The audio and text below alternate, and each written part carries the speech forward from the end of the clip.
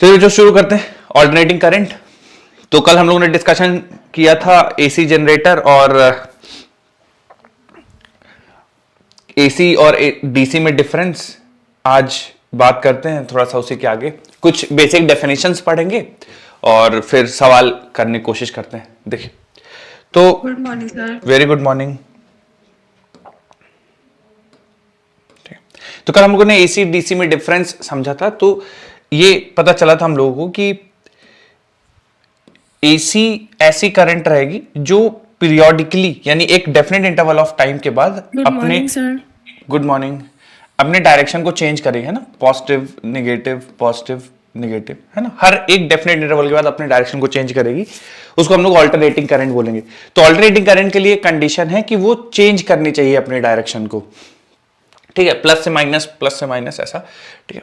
और एक time period में दो बार डायरेक्शन ऑफ करंट चेंज होती है, कल हम लोगों ने एसी जनरेटर में सीखा। अब इसके साथ कुछ एसोसिएटेड डेफिनेशंस होती हैं। वैसे तो हम ये सारी चीजें पहले भी पढ़ रखे हैं, अगर आप लोग कोई बताना चाहें तो बता सकते हैं। तो एक तो होता है फ्रीक्वेंसी ऑफ एसी करंट, दूसरा होता है time period of AC current, तीसरी चीज होती है पीक वैल्यू,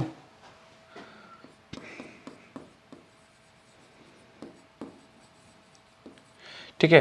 तो ये तीन चीजें होती, तो बहुत बेसिक चीजें, फिर भी एक बार देख लेते हैं इसको। जैसे फ्रीक्वेंसी समझाना है बच्चों, कोई बताना चाहेगा फ्रीक्वेंसी ऑफ एसी करंट क्या होती होगी?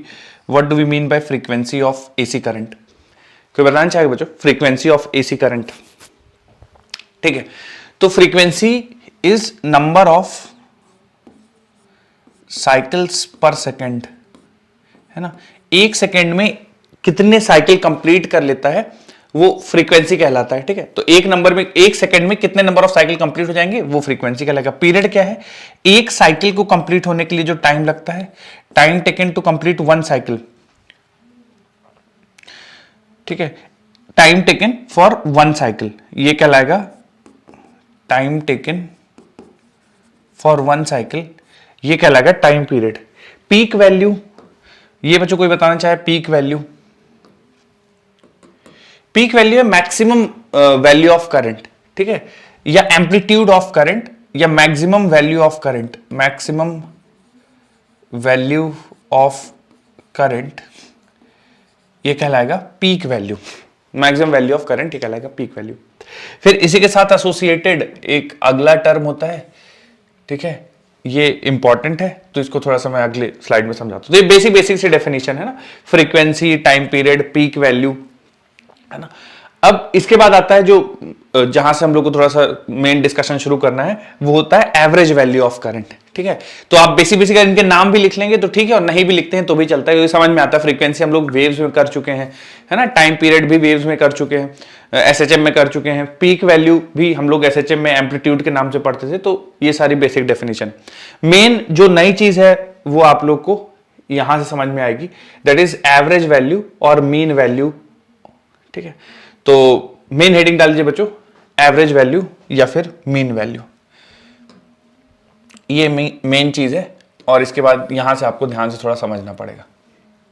तो पीछे वाला लिखना है? मत लिखिए या लिखिए, जैसा भी आप लोग को, अगर नहीं पता है कोई चीज इनमें से तो आप लिख लीजिए, अगर पता है तो कोई जरूरत नहीं लिखने की, है ना, क्योंकि एसएचएम में फ्रीक्वेंसी पढ़ चुके हैं, एसएचएम में टाइम पीरियड पढ़ चुके हैं, पीक वैल्यू को एसएचएम में एम्पलीट्यूड कहते थे तो ये भी पढ़ चुके, तो तीनों चीजें पढ़ चुके हैं। आपकी चॉइस है, लिखना चाहते हैं लिखिए, नहीं लिखना चाहते हैं मत लिखिए, ठीक है। मेन यहां से बच्चों मेन मुद्दा ये है एवरेज वैल्यू या मीन वैल्यू। तो ये मेन हेडिंग डाल दीजिए, एवरेज वैल्यू या फिर मीन वैल्यू, और मैं आपको निकालना सिखाता हूं एवरेज वैल्यू मीन वैल्यू किसी भी फंक्शन की कैसे निकालते हैं।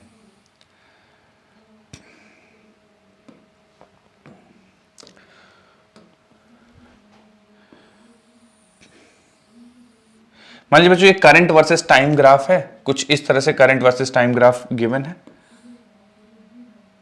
ठीक है, कुछ इस तरह से current versus time graph given है। तो करंट फिक्स नहीं है, करंट की वैल्यू फिक्स नहीं है। आप देखो जीरो से लेकर ये मान लेते हैं टाइम t/2, ये मान लेते हैं time t and so on so fourth 3t/2 2t ऐसा करके।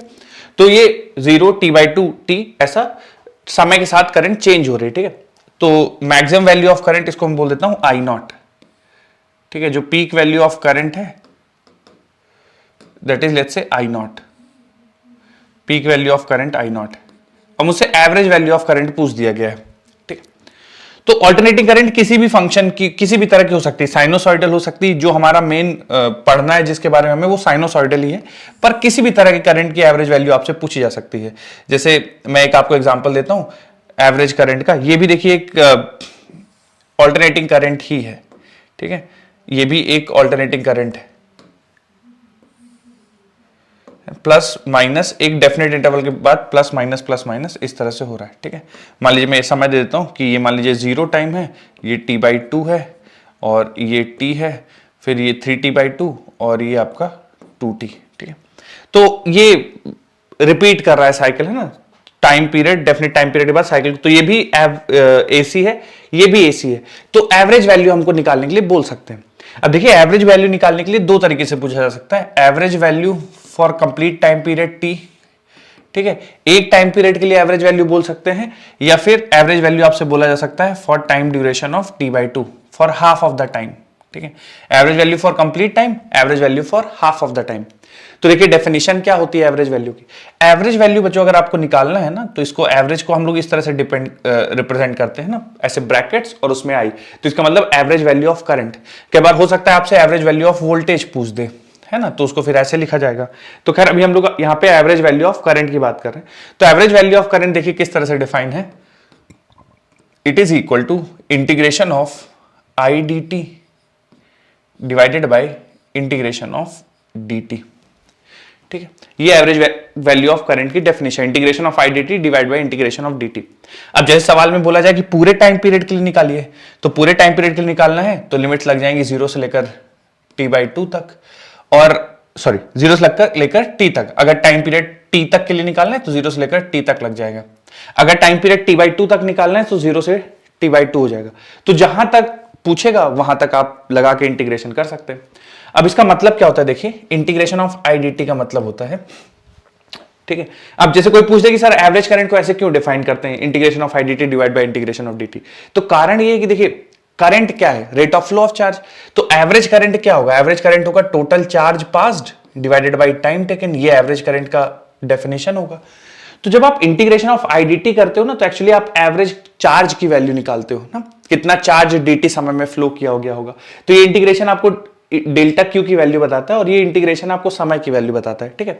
तो अब देखिए जब इंटीग्रेशन करना होगा आपको, तो 0 से t आई डी टी, तो ये तो एज इट इज आप लिख देंगे, डिवाइडेड बाई इस dt का जो इंटीग्रेशन होगा वो t होगा, तो आप एज इट इज t यहां पे सब्स्टिट्यूट कर देंगे, ठीक है।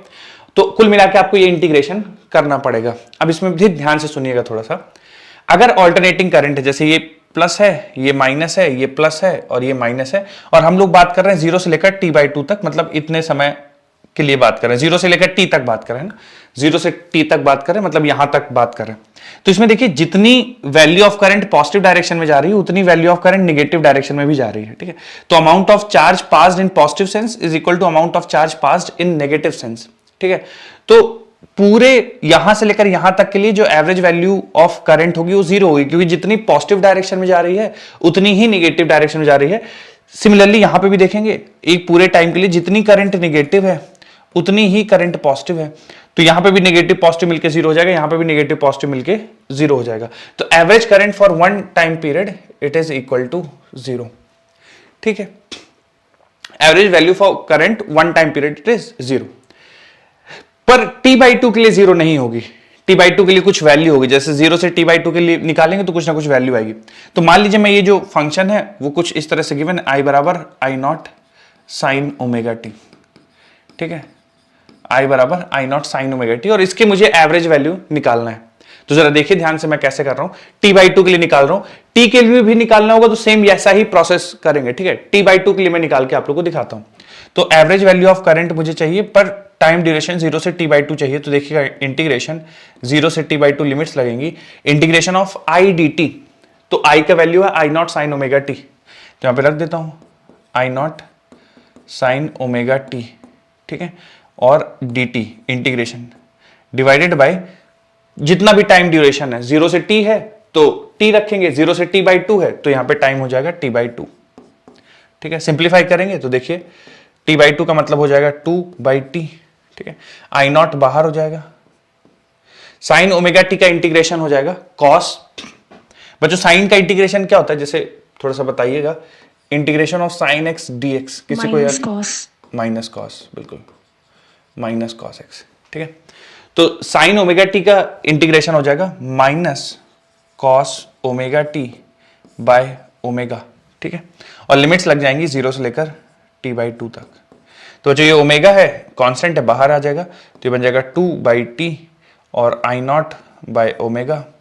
और यहाँ पे बच्चों ना बार बार टी की जगह, तो इसको चूंकि ओमेगा के टर्म्स में लिखना है, तो आप चाहे तो ओमेगा को टाइम के टर्म्स में लिख दीजिए, ठीक है, या टाइम को ओमेगा के टर्म्स में लिख दीजिए। तो मैं टाइम को लिख देता हूं ओमेगा के टर्म्स में, तो टी बराबर 2 पाई बाय ओमेगा, तो 2 पाई डिवाइडेड बाय ओमेगा।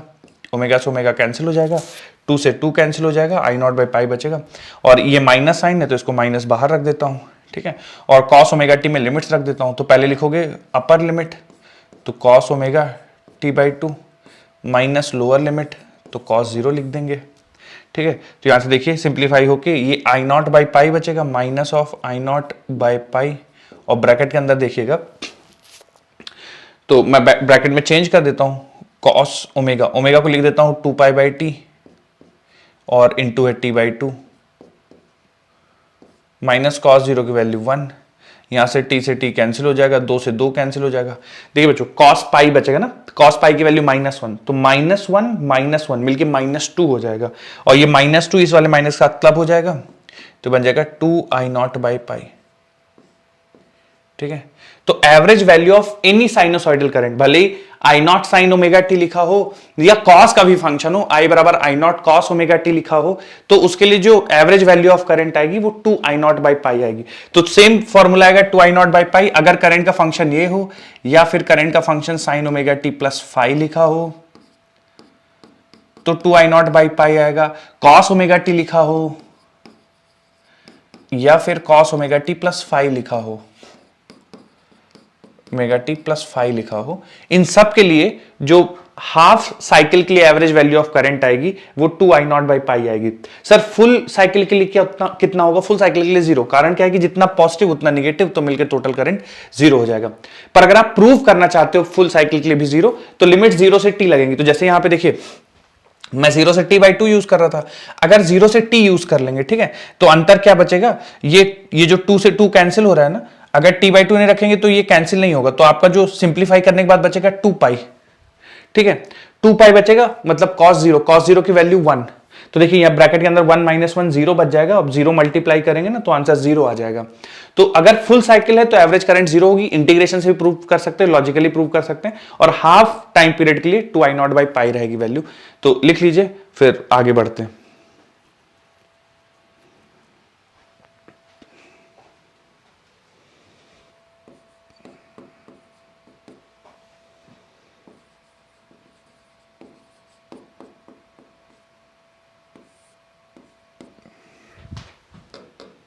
किसी कुछ कंफ्यूजन हो कि सर ये कैसे है, या इस तरह से नहीं होना चाहिए, या कोई चीज आपको लग रहा हो कि ऐसे होना चाहिए, तो पूछ सकते हैं। लिख लीजिए, कुछ डाउट हो तो पूछ लीजिए।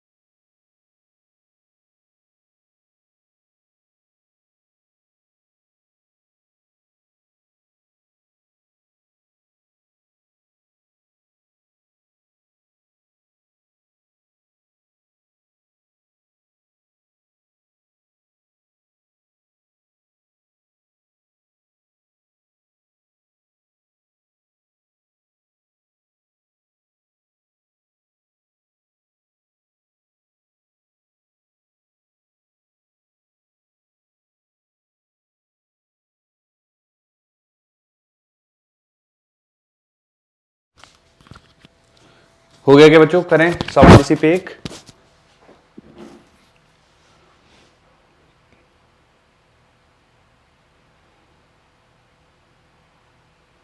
तो कोई भी ऑल्टरनेटिंग करंट है ना, तो उसके लिए एवरेज वैल्यू ऑफ करंट एक टाइम पीरियड के लिए हमेशा जीरो आएगी। तो सवाल में आपसे कभी ज्यादातर केसेस में एक टाइम पीरियड का नहीं पूछेगा, हमेशा आपसे आधे टाइम पीरियड के लिए पूछेगा कि 0 से t/2 के लिए बताओ कितना होगा। तो अगर साइन या कॉस का फंक्शन है तो 2i0/पाई, i0 क्या है? पीक वैल्यू है ना। ये करंट का फंक्शन ऐसा है, तो peak 2 times peak value divide by pi average value of current होगा।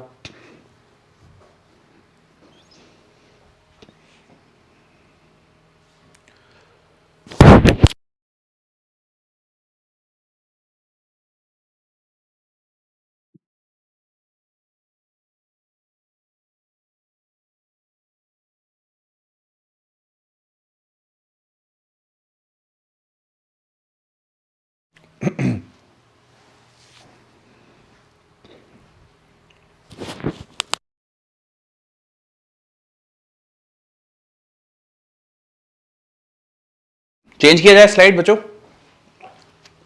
सर अभी नहीं, बस 10 सेकंड और। ओके।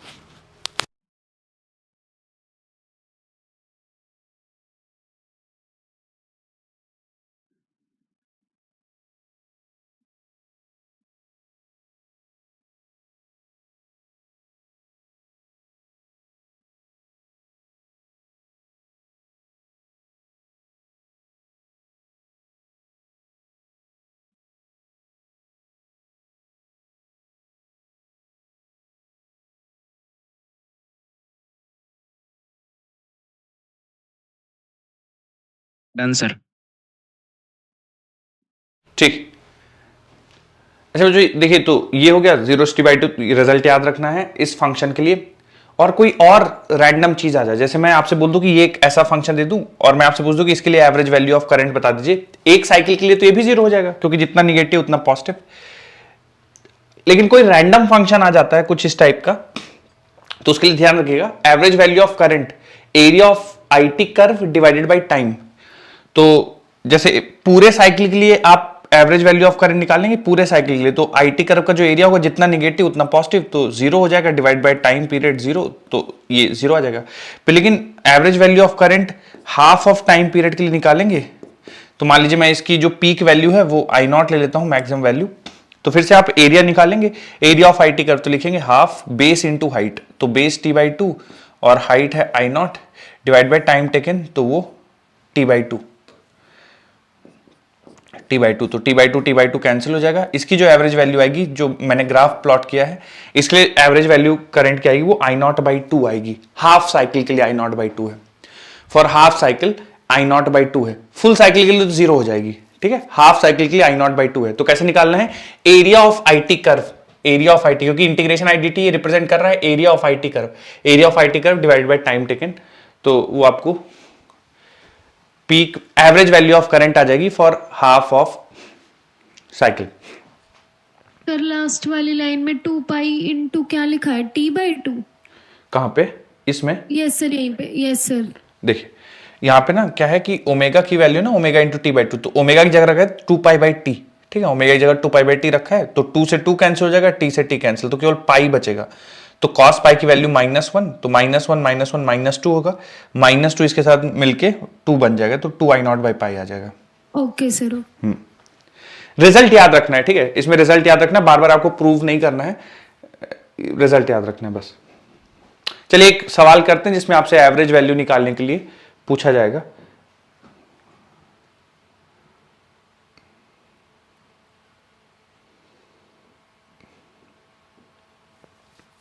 आइए पहले तो बताइए बच्चों, जैसे ये जो करंट का फॉर्म या वोल्टेज का फॉर्म लिखा हुआ है, ये एसी वोल्टेज की कैटेगरी में आएगा या एसी वोल्टेज की कैटेगरी में नहीं आएगा? ये जो दिया हुआ है आपको, इसको एसी वोल्टेज बोलेंगे या एसी वोल्टेज नहीं बोलेंगे? क्या लगता है बच्चों आपको? बोलेंगे एसी बोलेंगे। ओके ठीक है बच्चों, ये एसी नहीं होगा। बोलेंगे सर। हाँ, कारण क्या है? सर एसी नहीं होगा। कारण क्या है? सर उसमें पॉजिटिव नेगेटिव डायरेक्शन चेंज नहीं होगा। पॉजिटिव में एक डेफिनेट इंटरवल के बाद अपनी डायरेक्शन चेंज नहीं। राइट, पॉजिटिव ही है ना, पोलैरिटी चेंज नहीं हो रही है, तो इसको ऐसे नहीं बोलेंगे। अगर ये इस ग्राफ के नीचे जाता तो बोलते हाँ मैग्नीट्यूड जरूर चेंज हो रहा है। तो देखिए सवाल में आपसे पहला पूछ दिया कि इसकी फ्रीक्वेंसी बता दीजिए, ठीक है, और एवरेज वैल्यू ऑफ करंट बता दीजिए। तो फ्रीक्वेंसी बच्चों होता है कि एक सेकंड में कितने साइकिल कंप्लीट कर लेता है, ठीक है। तो देखिए यहां से लेकर यहां तक एक साइकिल, फिर एक साइकिल, फिर एक साइकिल, तो आपको पहले बता देना है कि फ्रीक्वेंसी कितनी है वेव फॉर्म की, और फिर एवरेज वैल्यू बताना है, ठीक है। तो दोनों सॉल्व करके मुझे बताइए। सबसे पहले तो फ्रीक्वेंसी ही बता दीजिए और फिर हम लोग इसकी एवरेज वैल्यू भी निकालते हैं।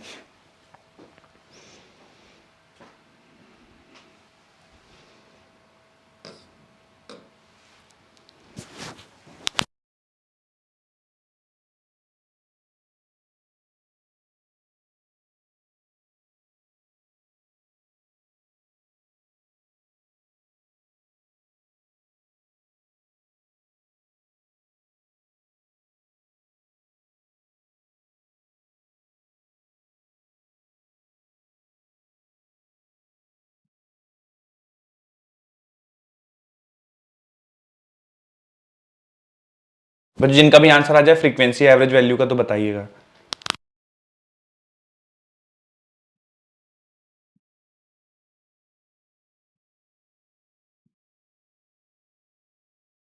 कैसे सॉल्व करते हैं आप, पता है आपको?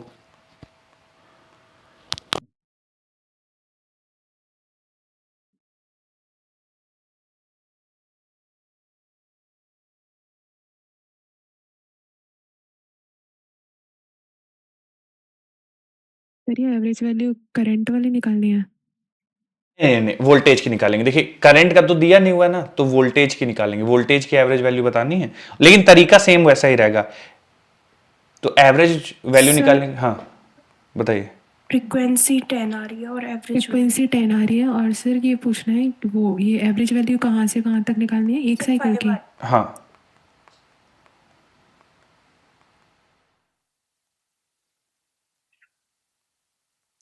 एवरेज वैल्यू अगर आ जाए बच्चों तो बताइएगा।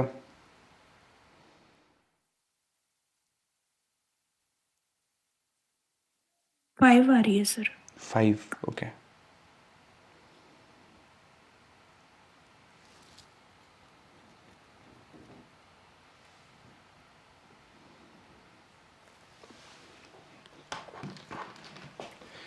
ठीक, आई।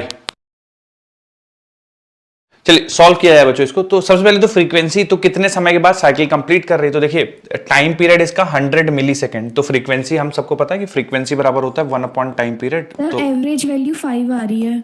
एवरेज वैल्यू 5, ठीक।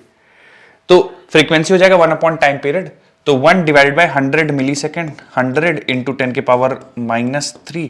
तो जो आप लोग का 10 हर्ट्ज या 10 साइकिल पर सेकंड कुछ इस तरह से आ रहा है क्या frequency? Yes sir, yes sir. फिर एवरेज वैल्यू निकालना है। तो एवरेज वैल्यू के लिए हमें पता है कि हम एवरेज वैल्यू निकालने के लिए जितने समय के लिए पूछा जाता है उतने का एरिया लिखते हैं divide by time upon total time. बिल्कुल। तो यहां से लेके देखिए अब एक साइकिल ये 100 में कंप्लीट हो रहा है, ठीक है।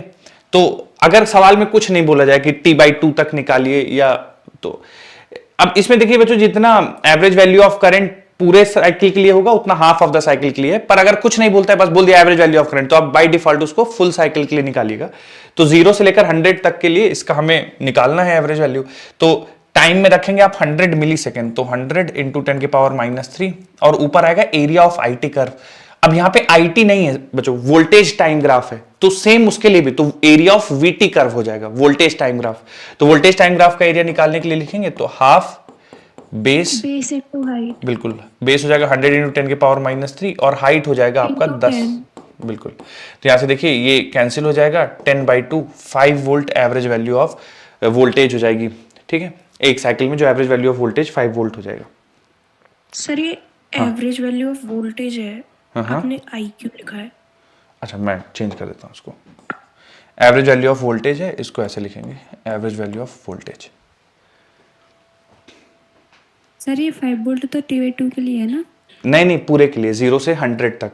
आप इस ग्राफ के लिए आधी के लिए भी निकालेंगे तो सेम वैल्यू आएगी, चेंज नहीं होगा, क्योंकि देखिए जो समय का वाला फैक्टर है वो कैंसिल ही हो जा रहा है। तो बस ये है कि फिर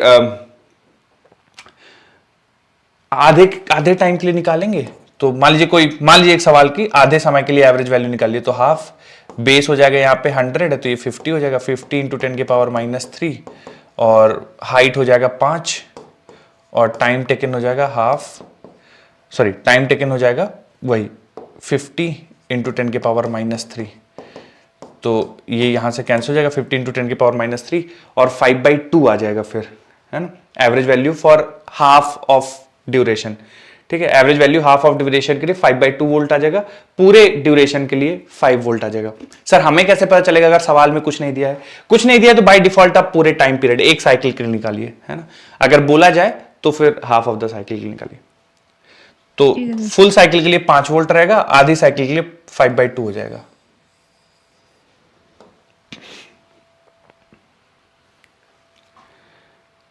अगला सवाल करते हैं बच्चों, इसी पे देखिएगा थोड़ा सा। तो आरएमएस मैंने आपको बताया नहीं, अभी इसको पहले वाले पार्ट को इग्नोर कर दीजिए, आरएमएस वैल्यू पढ़ के फिर करेंगे। पीक वैल्यू बच्चों अगर आप इसका बता सके, जैसे ये करंट का एक्सप्रेशन दिया I बराबर 4 sin 100 pi t plus π/3 ampere, हो जाएगी। जो एम्पलीट्यूड होगा वही पीक वैल्यू हो जाएगी। तो ये एम्पलीट्यूड है, इसको कंपेयर कर देंगे तो I बराबर I0 sine of omega T plus 5।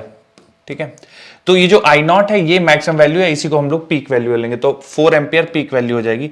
Frequency बच्चों कैसे निकालना होगा? फ्रीक्वेंसी अगर निकालना चाहें 50 हर्ट्ज है। ठीक है, तो ओमेगा देखिए 100 पाई जो कोफिशिएंट ऑफ टी है वो ओमेगा है, ओमेगा को लिख सकते हैं 2 पाई इंटू एफ। ठीक है, यही ओमेगा है, तो यहां से पाई कैंसिल, 2 से कैंसिल करेंगे 50, फ्रीक्वेंसी की वैल्यू आ जाएगी 50 हर्ट्ज। ठीक है, फिर अगला इनिशियल फेज π/3, इनिशियल फेज या फेज कांस्टेंट π/3 हो जाएगा। Current at t is equal to 0, 4 sin π/3।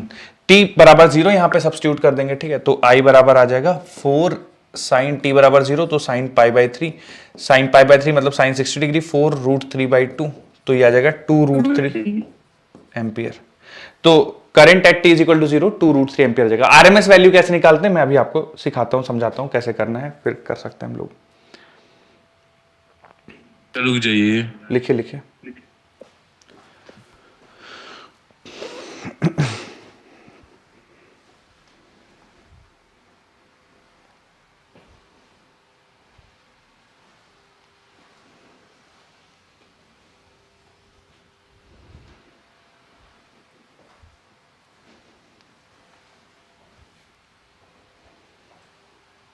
देखिए बच्चों, जैसे पीक वैल्यू यहां पे पूछी गई तो इसी के साथ मैं आपको कुछ और चीजें समझा देता हूं।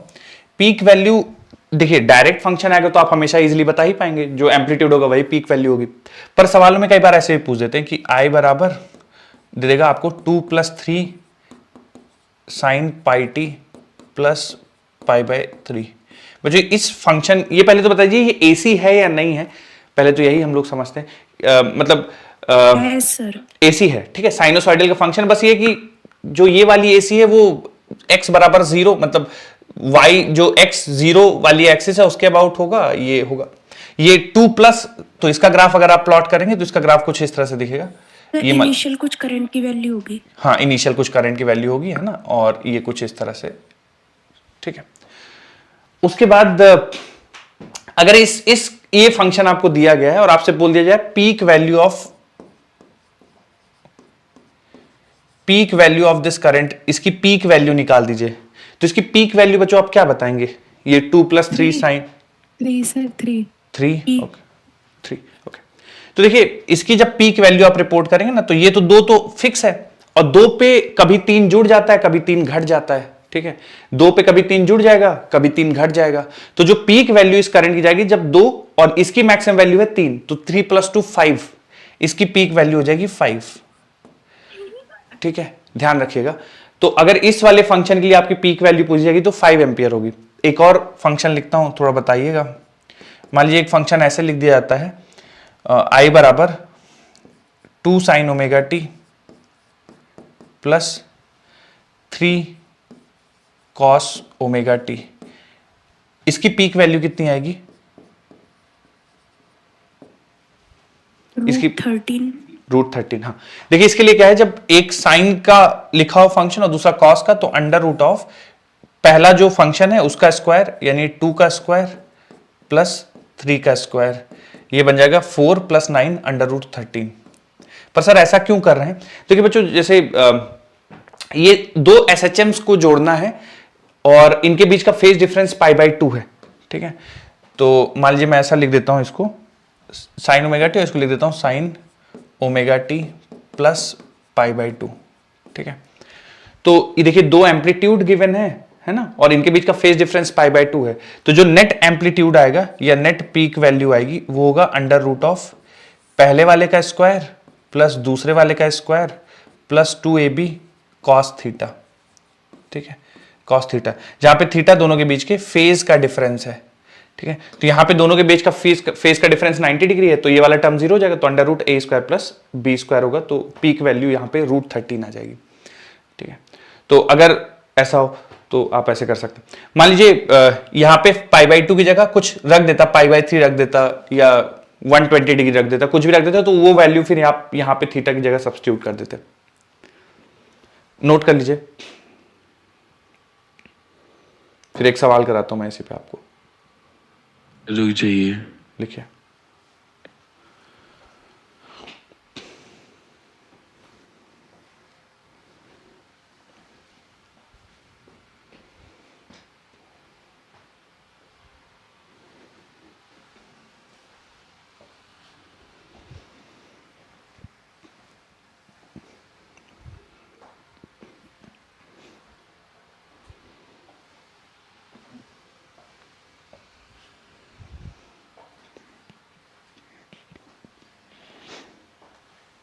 Done sir.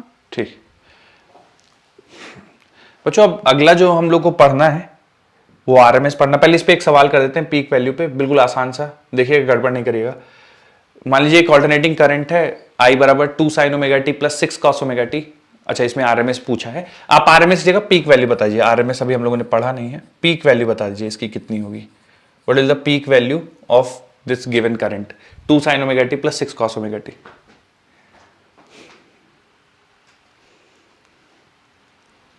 The B option. Sir B option. Okay, D option. Second option. Second option. B. चलिए, पीक वैल्यू का मतलब हो गया, चूंकि ये sin ωt लिखा हुआ तो 2 sin ωt, और इसको हम लोग लिख सकते हैं प्लस 6 cos की जगह लिख सकते हैं sin ωt प्लस π/2, यानी फेज डिफरेंस 90 डिग्री का हो जाएगा। तो जो नेट करंट हो जाएगी वो √2 का स्क्वायर 4 प्लस 6 का स्क्वायर 36, तो √40 हो जाएगा। तो बच्चों ये आ जाएगा, 2 बाहर आ जाएगा, √10 बच जाएगा, तो 2√10। तो ये बी ऑप्शन हो जाएगा, पीक वैल्यू के लिए बी ऑप्शन हो जाएगा, ठीक है।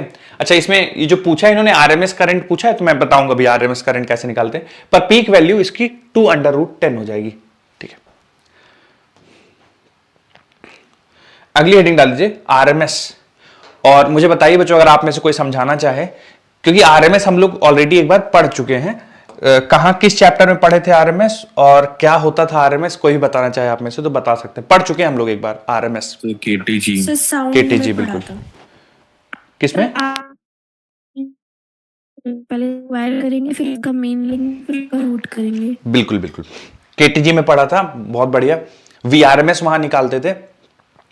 और बच्चों, किसी को इंपॉर्टेंस याद है क्या? हालांकि हमारे लिए ज्यादा रिलेवेंस नहीं है उसका, पर VRMS निकालते थे, उसका फायदा क्या हुआ करता था बच्चों? VRMS निकालने से क्या फायदा मिलता था हम लोग को, किसी को याद हो अगर?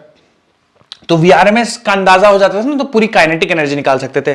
तो हम लोग अगर किसी कंटेनर में बंद गैस का VRMS पता है, तो हम लोग फिर उसकी टोटल काइनेटिक एनर्जी ऐसे बता सकते हैं कि टोटल मास इंटू VRMS का स्क्वायर। तो पूरी कंटेनर में जो गैस बंद है उसके काइनेटिक एनर्जी आ जाएगी, 12 mv² यूज कर लेंगे, और जितनी काइनेटिक एनर्जी होगी वही इंटरनल एनर्जी। तो ये थोड़ा सा इंपॉर्टेंस है, ठीक है। तो अब मैं वैसे ही हम लोग RMS वैल्यू ऑफ करंट निकालेंगे। कैसे निकालते हैं RMS वैल्यू ऑफ करंट? तो जैसा आप लोगों ने कहा कि सर सबसे पहले स्क्वायर करेंगे, फिर मीन लेंगे, फिर रूट लेंगे, ठीक है। तो सबसे पहले आपको स्क्वायर करना होगा, फिर मीन लेना होगा, फिर रूट लेना होगा, ठीक है। आइए करते हैं। तो मान लीजिए जो हमारे पास करंट है वो I = I0 sin ωt है, ठीक है। बच्चों हो सकता है करंट आपको ऐसे +5 भी लिखा हो, क्योंकि मुझे कैलकुलेशन आसान करनी है तो बार बार 5 लिखने से बचना पड़ेगा, इसलिए मैं केवल ओमेगा टी लेके चलता हूं। तो जो ट्रू ओमेगा टी के लिए वो ओमेगा टी +5 के लिए भी ट्रू है, कोई भी दिक्कत नहीं है उसके लिए।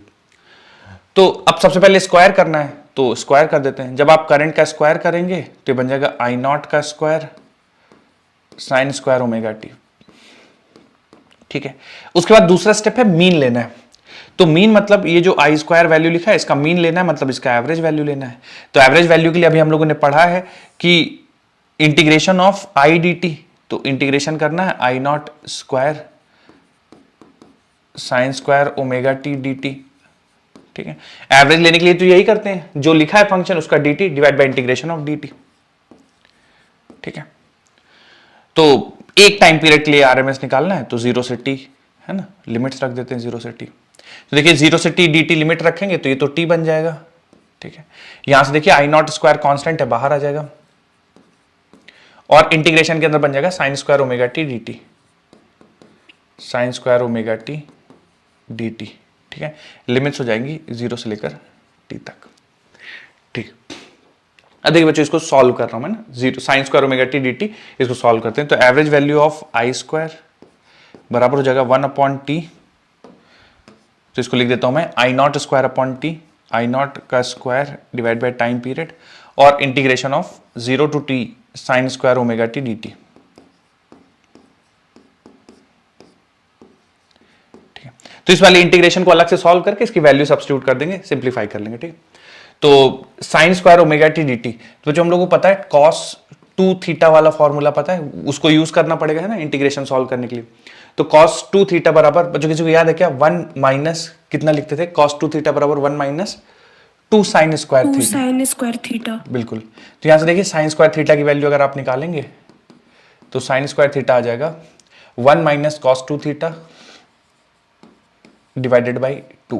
ठीक है, तो साइन स्क्वायर ओमेगा टी की जगह, चूंकि साइन स्क्वायर थीटा है, थीटा की जगह ओमेगा टी है, तो सब्स्टिट्यूट करते हैं यहां पे। ठीक है, तो इंटीग्रेशन लिखेंगे, साइन स्क्वायर थीटा है, साइन स्क्वायर ओमेगा टी, तो साइन स्क्वायर ओमेगा टी की जगह लिखेंगे 1 minus cos 2 omega T divided by 2 D T. ठीक है, और लिमिट जाएंगी 0 से लेकर t तक। तो मैं ये जो इंटीग्रेशन यहां पे बन रहा था उसको यहां पे मैं सॉल्व करता हूं, फिर जो भी वैल्यू आएगी वो डायरेक्ट यहां पे सब्स्टिट्यूट कर देंगे। तो जब आप इंटीग्रेट करेंगे तो देखिए 1/2 कांस्टेंट है, बाहर आ जाएगा, dt मल्टीप्लाई हो जाएगा इससे, तो ये हो जाएगा इंटीग्रेशन ऑफ dt, लिमिट जाएंगी 0 से लेकर t तक, माइनस, ठीक है, integration of cos 2 omega T dt, limits जाएंगी 0 से लेकर t तक। ठीक है, ये होगा। तो 1/2 को एज इट इज रहने देते हैं और इसमें लिमिट्स रख देंगे तो ये बच जाएगा t। ठीक है, माइनस, ठीक है, अब इसको इंटीग्रेट करेंगे तो cos x का इंटीग्रेशन कितना होता है बच्चों, cos x का इंटीग्रेशन होता है sin x।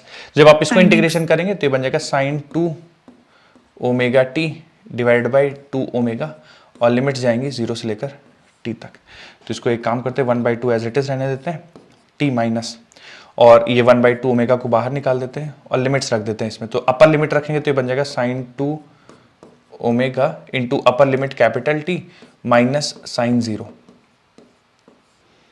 ठीक है, तो ये बन जाएगा t/2 है ना, 1/2 को अंदर भेज दिया, माइनस, अब ये देखना आप लोग इस वाले ब्रैकेट को सॉल्व करो तो 1/4 ओमेगा। ठीक है, अब ये देखिएगा ध्यान से, टाइम पीरियड को रख देंगे 2π/ओमेगा, तो बन जाएगा साइन ऑफ 2 ओमेगा इंटू 2π/ओमेगा माइनस साइन 0 की वैल्यू होती है 0। तो देखिए यहाँ से ओमेगा कैंसिल हो जाएगा, ये बन जाएगा साइन 4π, तो साइन 0 2π साइन 4π सब कुछ 0 होता है, तो ये भी वैल्यू 0 हो जाएगी। ठीक है, तो इसका भी वैल्यू 0, 0 माइनस 0 पूरी चीज ये 0 हो गई, 0 इससे मल्टीप्लाई होगा 0, तो जो एवरेज वैल्यू आ जाएगी वो आ जाएगी t/2। मतलब ये जो हम लोगों ने sign square omega T D T, इसकी जो वैल्यू आएगी वो आएगी t/2। ठीक है, तो इसकी जगह मैं पूरा t/2 सब्स्टिट्यूट कर देता हूँ, तो एवरेज वैल्यू आई स्क्वायर ये हो जाएगा आई नॉट स्क्वायर बाई टी, और इसकी जगह पूरी जगह t/2 आ जाएगा।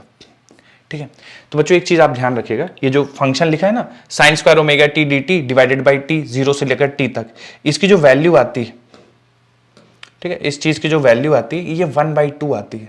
ठीक है, ये मैंने आपको प्रूव कर दिया है ना पूरा, बार बार आप कैलकुलेशन तो करेंगे नहीं। तो ऐसे ही cos square omega T D T बन जाए डिवाइडेड बाई टाइम पीरियड, तो इन सब की वैल्यू बचो 1/2, एवरेज वैल्यू 1/2।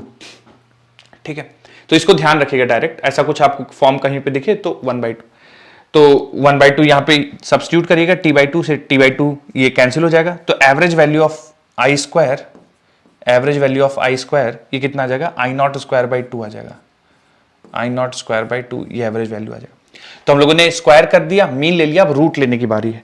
तो रूट किसका लेंगे आप, रूट लेंगे root of average value of I square. जब आप इसका रूट लेंगे तो I0 एज इट इज आ जाएगा और √2 बन जाएगा।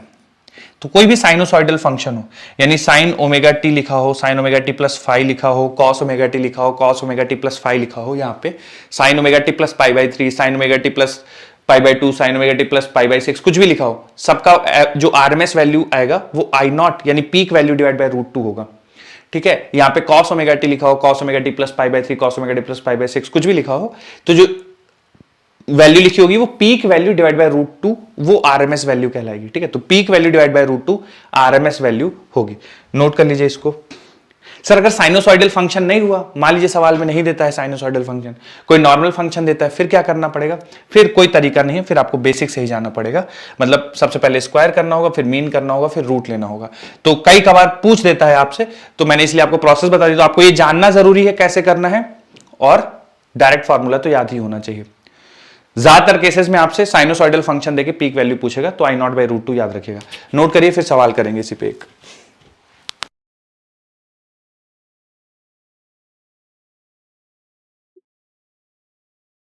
Done sir. ओके, बाकी लोग भी हो जाए बच्चों तो बताइएगा, फिर आगे बढ़ेंगे।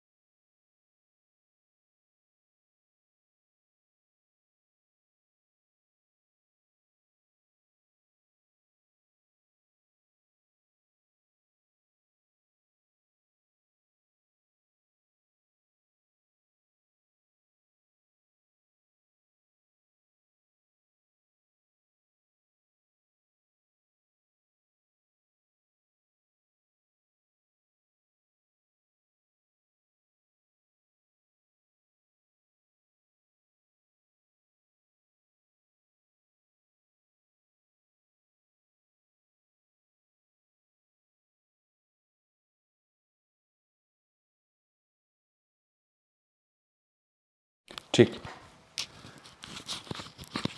चेंज करो बच्चों, लिख लिया हो अगर आप सबने तो सवाल करते हैं इस पे फिर। No sir. Yes ma'am. Okay, जो लोग लिख रहे हैं थोड़ा जल्दी करिए, फिर सवाल करते हैं।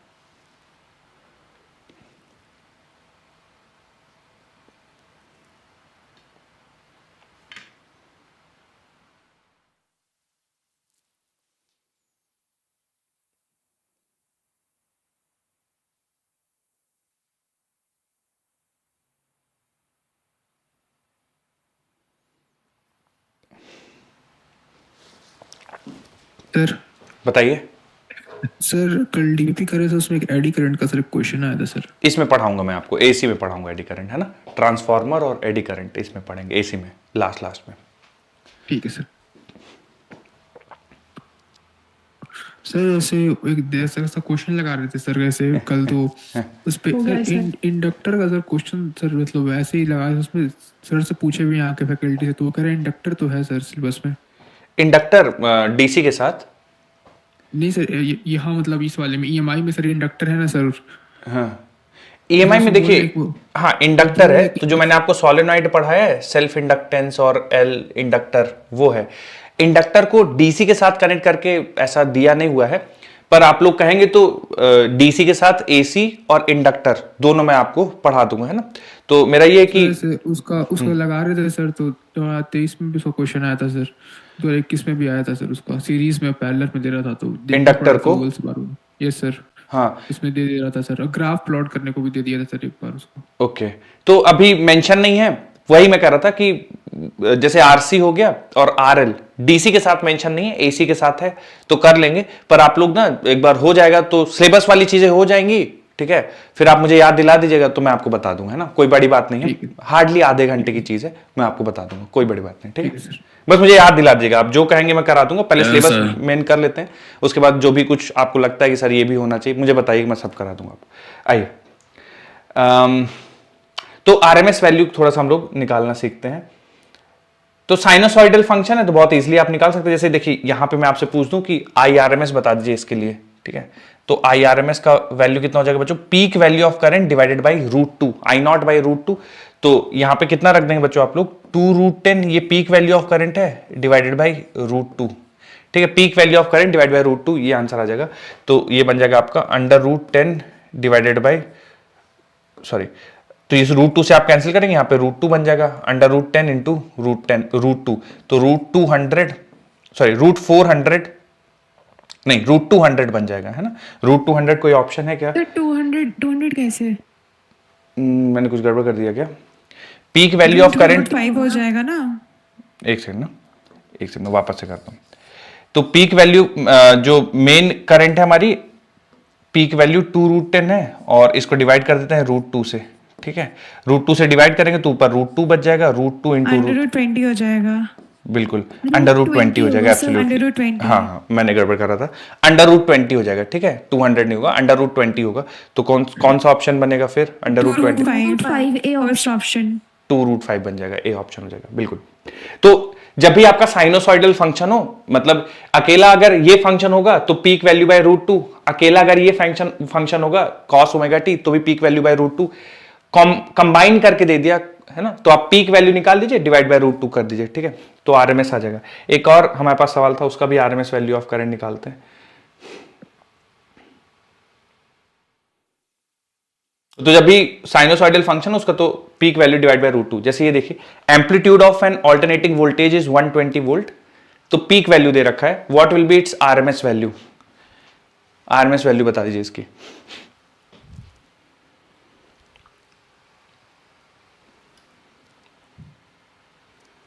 Option A. Okay, A option sir. A option, ठीक है। तो इसमें फिर से वही लगाएंगे, वी आर एम एस निकालना है तो पीक वैल्यू 120 और डिवाइडेड बाई √2, ठीक है। तो कितना बन जाएगा बच्चों, इसको 60 इंटू 2, इसको 60 √2 भी लिख सकते हैं ना फिर, क्योंकि 120 को लिख देंगे 60 इंटू 2 और डिवाइडेड बाई √2, तो √2 से √2 कैंसिल हो जाएगा, तो 160 इंटू √2 तो 60, और √2 को लिख सकते हैं 1.414, तो 84 से थोड़ा सा ज्यादा वैल्यू आ जाएगी, ठीक है। तो 84 से थोड़ा सा ज्यादा वैल्यू, ऑप्शन ए हो जाएगा। तो वीआरएमएस भी निकालना है तो peak value divide by √2, IRMS peak value divide by √2। हाँ, लेकिन ध्यान रखिएगा कि साइन का फंक्शन हो या कॉस का फंक्शन हो, साइन ओमेगा टी प्लस 5 लिखा हो, कॉस ओमेगा टी प्लस 5 लिखा हो, या sign omega T plus cos omega T लिखा हो, तो peak value divide by √2 use करेंगे। पर अगर साइन और कॉस का फंक्शन नहीं है, मान लीजिए मैं एक सवाल लगाता हूं आपको, ठीक है, तो जो इन्होंने दोनों वैल्यूज पूछ दी है, एवरेज और आरएमएस फ्रॉम 2 to 4, तो आप मुझे दोनों वैल्यूज निकाल के बताइए। आप एवरेज वैल्यू ऑफ करंट भी बताइए 2 से 4 के लिए। तो एवरेज वैल्यू ऑफ करंट कैसे निकालेंगे, ये हो जाएगा integration of I D T divide by integration of D T, ठीक है, ये एवरेज वैल्यू ऑफ करंट हो जाएगा। और आई आर एम एस निकालने के लिए पहले आप आई को कन्वर्ट करिए आई स्क्वायर में, फिर average value of I square निकालिए, फिर उसके बाद average value of I square निकालने के बाद रूट ले लीजिए इसका, तो फिर आपके पास आर एम एस आएगा।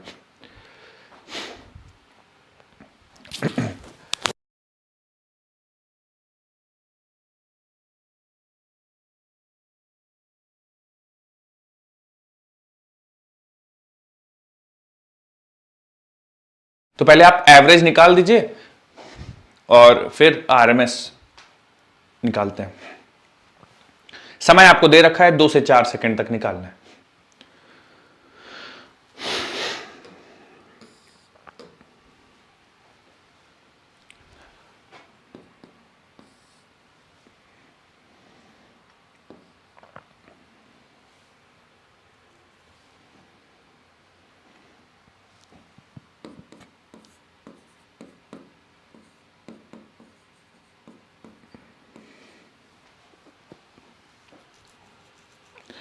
जो डेल्टा टी की वैल्यू 2 रखेंगे ना, कहीं पे भी आपको लग रहा होगा कैसे करेंगे तो आप, मैं बोर्ड पे लिख रहा हूं, मैं बोल नहीं रहा हूं, बोर्ड पे लिख रहा हूं, आपको कहीं पे कंफ्यूजन हो रहा है तो आप बोर्ड की मदद ले सकते हैं कि सर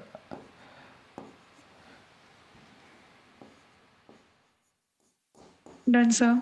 ओके।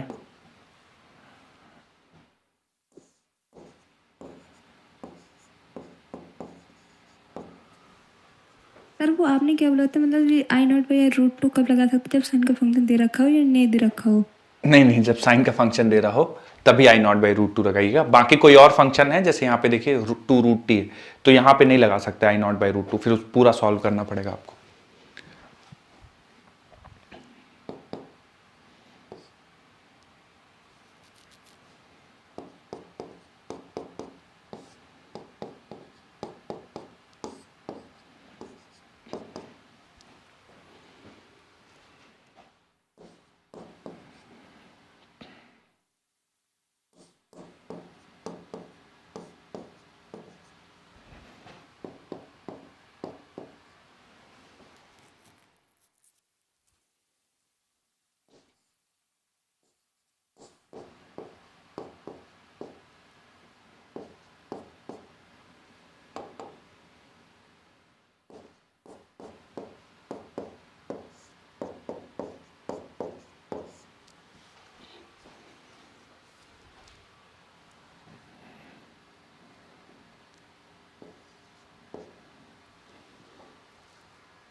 तो 8 माइनस 2 रूट 2।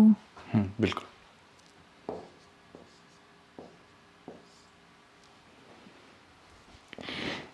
ये बच्चों थोड़ा सा अजीब सा आ रहा है, पर यही वैल्यू होगी एवरेज वैल्यू ऑफ करंट। कहीं पे किसी स्टेप में आपको लग रहा हो कि सर ये क्यों किया, हम लोग का मैच नहीं कर रहा है, तो आप पूछ दीजिए integration of I D T divide by integration of D T. Integration of D T का मतलब होता है डेल्टा टी ड्यूरेशन, ठीक है। तो 2 से 4 सेकंड के बीच में पूछा जाएगा, तो 2 से 4 डेल्टा टी, तो इसके बीच का ड्यूरेशन 2 सेकंड होगा, तो यहाँ पे 2 सेकंड रख देंगे। आई डी टी, आई का वैल्यू 2 रूट टी है, तो 2 रूट टी डी टी रखेंगे, 2 से 2 कैंसिल हो जाएगा क्योंकि है ना, और रूट टी का इंटीग्रेशन करेंगे तो x के power n plus 1 divide by n plus 1, x के पावर n का integration x raise to n plus 1 divide by n plus 1।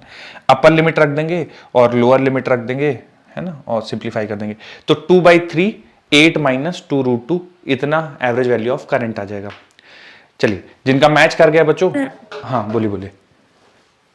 RMS value 2 आ रही है। आरएमएस वैल्यू 2 आ रही है, ठीक, बहुत बढ़िया बच्चों। बाकी लोग भी निकाल लीजिए। तो RMS value of current, step follow करना है आपको। सबसे पहले स्क्वायर करना है, फिर मीन लेना है, फिर एवरेज निकालना है। सारी चीजें मैंने आपको बताई हैं, एक बार कोशिश कीजिए, नहीं होता तो मैं समझाता हूं।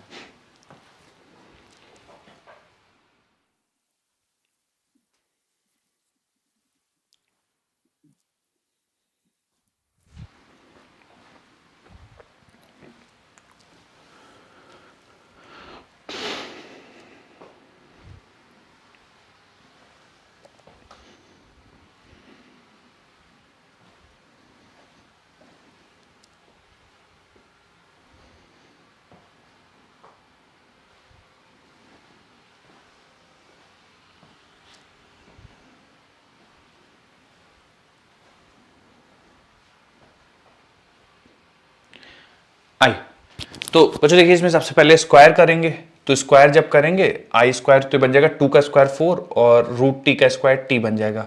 फिर मीन लेंगे, तो एवरेज ऑफ आई स्क्वायर करने के लिए हमें पता है कि integration of I square D T करेंगे divide by integration of D T करेंगे, और लिमिट्स एक बार 2 से लेकर 4 तक लिमिट्स रख देंगे, 2 से 4, ठीक है। 4 कांस्टेंट है, बाहर जाएगा, टी डी टी का इंटीग्रेशन हो जाएगा टी स्क्वायर बाई 2, ठीक है। और यहाँ पे भी dt का आप इंटीग्रेशन करेंगे, t बचेगा, लिमिट्स रखेंगे 4 माइनस 2, तो यहाँ पे 2 बचेगा, 2 से कैंसिल करेंगे ये 2 हो जाएगा, और ये 2 से 2 कैंसिल हो जाएगा, तो ऊपर केवल आपका t स्क्वायर बचेगा, ठीक है। अब सॉरी, इसका ना इंटीग्रेशन भी बचेगा। एक सेकंड ना, मैं इसको स्टेप बाय स्टेप करता हूँ। तो ये 4 आप बाहर निकाल दोगे, integration of T D T बचेगा, ठीक है, डिवाइडेड बाई, और ये लिमिट्स रखोगे तो ये 2 बचेगा, ठीक है, जब लिमिट्स रख देंगे, और ये टी डी टी 4 कॉन्स्टेंट है तो बाहर आ जाएगा, और लिमिट्स इसमें 2 से 4 लगेंगी, तो 2 से कैंसिल करेंगे 2, ठीक है। तो 2 integration of T D T, integration of T D T बचेगा, टी स्क्वायर बाई 2 कैंसिल हो जाएगा, लिमिट्स जाएंगी 2 से लेकर 4, तो अपर लिमिट लगाएंगे तो 4 का स्क्वायर हो जाएगा 12 आ जाएगा सर, 16 - 4। 16 - 4 12 आ जाएगा, बिल्कुल। फिर ये करने के बाद तो ये average value of I square है, उसके बाद रूट भी लेना है, तो root of average value of, 12। हाँ, तो रूट 12 आ जाएगा, तो 2√3 एम्पियर ये आरएमएस वैल्यू ऑफ करंट आएगी। बच्चों मैच किया था आप लोग का? Yes sir. ठीक ठीक। Yes sir. किसी कुछ कंफ्यूजन हो रहा हो बच्चों तो देखिए, पूछने की जिम्मेदारी आपकी है, मैंने आपको सब कुछ बता दिया। पहले क्या करना है, आई गिवन है तो स्क्वायर करना है, फिर एवरेज लेना है, फिर रूट लेना है, तो आरएमएस निकालेंगे। देखिए ज्यादातर सवाल आपको बनेंगे कि साइनोसॉइडल फंक्शन देके आपसे आरएमएस पूछेगा, जो कि बहुत आसान होता है, peak value divide by √2। In case अगर थोड़े बहुत चांसेस है कि इस टाइप के सवाल बनेंगे, तो आप बेसिक मेथड से जाने के अलावा और कोई चांस नहीं। हालांकि कुछ स्टैंडर्ड रिजल्ट हैं जो मैं आपको बता देता हूं, जो बहुत मोस्टली आपको दिखेंगे, उस टाइप के कुछ फंक्शन है, मैं उनके, हाँ सर ये सेकंड वाला स्टेप पूरा ही बता दीजिएगा, इधर इस साइड वाला, राइट वाला, ये वाला। Yes sir. देखिए सबसे पहले आरएमएस निकालना है ना, तो आर का मतलब हो गया सबसे पहले आपको स्क्वायर करना है, ठीक है। तो सबसे पहले आपने स्क्वायर किया, जब आप इसको स्क्वायर करेंगे तो 2√2 का स्क्वायर 40 हो जाएगा। फिर मीन लेना है, तो ये जो बना हुआ है ना 40, इसका मीन लेना है। तो मीन कैसे लेते हैं, तो मीन किसी भी, जैसे आई स्क्वायर का मीन लेना है तो ये होगा integration of I square D T divide by integration of D T, ठीक है। तो आई स्क्वायर 40 हो गया, D T 40 D T divide by integration of D t, तो आई स्क्वायर की जगह 40 रख दिया, ठीक है। फिर dt को इंटीग्रेट करेंगे, t लिमिट्स रखेंगे तो 2 बचेगा, 4 बाहर आ जाएगा तो 2 से कैंसिल करके ऊपर 2 बचेगा, तो कुल मिला के 2 × t dt बचेगा। अब t dt का इंटीग्रेशन t स्क्वायर बाई 2, तो ये 2 कैंसिल, 2 4, अपर लिमिट 4 का स्क्वायर 16 माइनस लोअर लिमिट 2 का स्क्वायर 4, तो 12 आ गया। फिर उसके बाद अभी यहां पे पहुंच गया, आपने एवरेज ऑफ आई स्क्वायर निकाल दिया, इतना आ गया, यानी मीन निकाल दिया। फिर रूट लेना होगा, तो रूट ऑफ 12 करना पड़ेगा, तो 2√3 आएगा। यस सर, ठीक है सर। मैं आपको ना कुछ स्टैंडर्ड फंक्शन बच्चों उसके डायरेक्ट आरएमएस वैल्यूज लिखवा देता हूं, आप लिख लीजिएगा अपने नोट्स में, हेल्पफुल रहेगा काफी। जैसे कि ये देखिए, अगर साइनोसॉइडल है, साइनोसॉइडल में sin omega T cos omega T sin omega T +5 cos omega T +5, कुछ इस टाइप की चीजें दिखती हैं, तो जो आरएमएस वैल्यू होगी पीक वैल्यू डिवाइड बाय √2 हो जाएगी, और जो एवरेज वैल्यू होगी वो 2I0/π, ठीक है। तो दोनों हम लोगों ने प्रूव किया, I0/√2 और 2I0/π।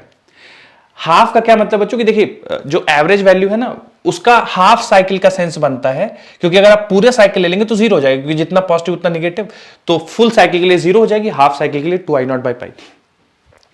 अगर हाफ वेव रेक्टिफायर, अभी हम लोग रेक्टिफायर पढ़ेंगे लास्ट चैप्टर में, रेक्टिफायर क्या करता है, एसी को डीसी में कन्वर्ट करता है। तो अगर आप इस वेव फॉर्म को रेक्टिफायर से पास कर देंगे तो ऐसा कुछ वेव फॉर्म दिखेगा, ठीक है, ऐसा, इसको बोलते हैं हाफ वेव रेक्टिफायर। तो ये डीसी है। अब इसकी आप एवरेज वैल्यू निकालेंगे तो इसकी एवरेज वैल्यू आएगी I0/π, 2I0/π का आधा। लॉजिकल भी है, आधा आना भी चाहिए, क्योंकि देखिए इसमें ये पूरा एरिया होता है, इसमें आधे पार्ट में ही एरिया है, फिर 0 है, ठीक है। तो एवरेज वैल्यू इसका आधा आएगा, आप इस तरह से कुछ याद रख सकते हैं। जो पीक वैल्यू आएगी, सॉरी आरएमएस वैल्यू आएगी, वो I0/2 आएगी, यानी 0.5 I0। अगर फुल वेव रेक्टिफायर से पास करते हैं तो बिल्कुल इसी की तरह वैल्यूज आएंगी, ठीक है। फुल वेव रेक्टिफायर से, हाफ वेव रेक्टिफायर से पास करेंगे तो ये एक्चुअल में ये वेव ऐसी आती है, और फिर कोई करंट नहीं मिलती, फिर करंट मिलती, फिर कोई करंट नहीं मिलती, तो इसका थोड़ा आप लोग याद रख लीजिएगा। फुल वेव रेक्टिफायर है तो बिल्कुल ओरिजिनल रिजल्ट ही मिलते हैं दोनों में। हाँ, ओरिजिनल रिजल्ट के साथ बच्चों, जैसे ये हाफ के लिए 2I0/π है ना, इसका फुल का भी 2I0/π आएगा। कारण क्या है कि इसमें निगेटिव में करंट जा ही नहीं रही है, तो फुल के लिए भी 2I0/π आएगा, 0 नहीं होगा। इसमें फुल के लिए 0 हो जाएगा, इसमें लिए फुल के लिए 0 हो जाएगा, ठीक है। और इसमें फुल के लिए ये फुल के लिए I0/π है। हाफ के लिए एवरेज वैल्यू निकालेंगे तो 2I0/π होगा। मैं लिख देता हूं, फॉर हाफ 2I0/π। ये फुल के लिए लिखा हुआ है I0/π, क्योंकि यहां तक करंट मिलती, फिर यहां 0 हो जाती है। हाफ के लिए 2I0/π, ठीक है। उसके बाद स्क्वायर रेक्टेंगल है, तो जो आरएमएस वैल्यू होगी वो I0 ही रहेगी, ठीक है। और जो एवरेज वैल्यू होगी हाफ के लिए आई नॉट रहेगी, फुल के लिए 0 हो जाएगी, क्योंकि जितना पॉजिटिव उतना निगेटिव।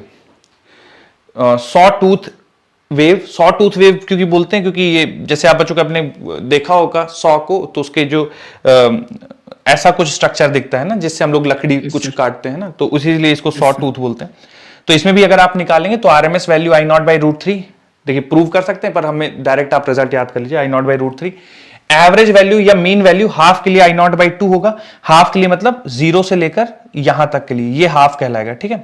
फुल के लिए 0 हो जाएगा, क्योंकि जितना निगेटिव उतना पॉजिटिव, फुल के लिए 0 हो जाएगा।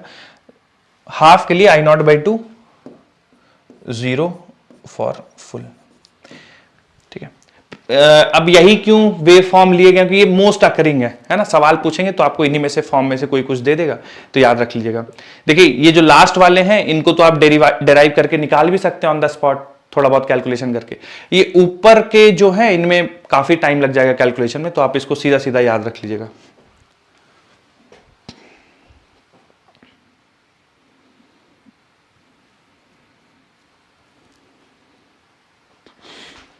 नोट हो जाए तो बच्चों बताइएगा, आगे बढ़ेंगे।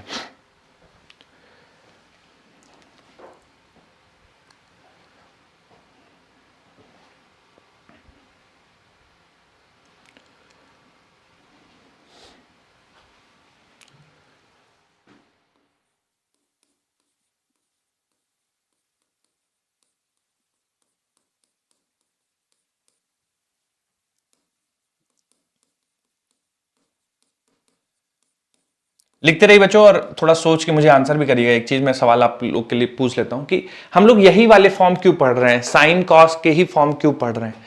ऐसा क्या है कि करंट का और कोई फॉर्म नहीं देख रहे हैं?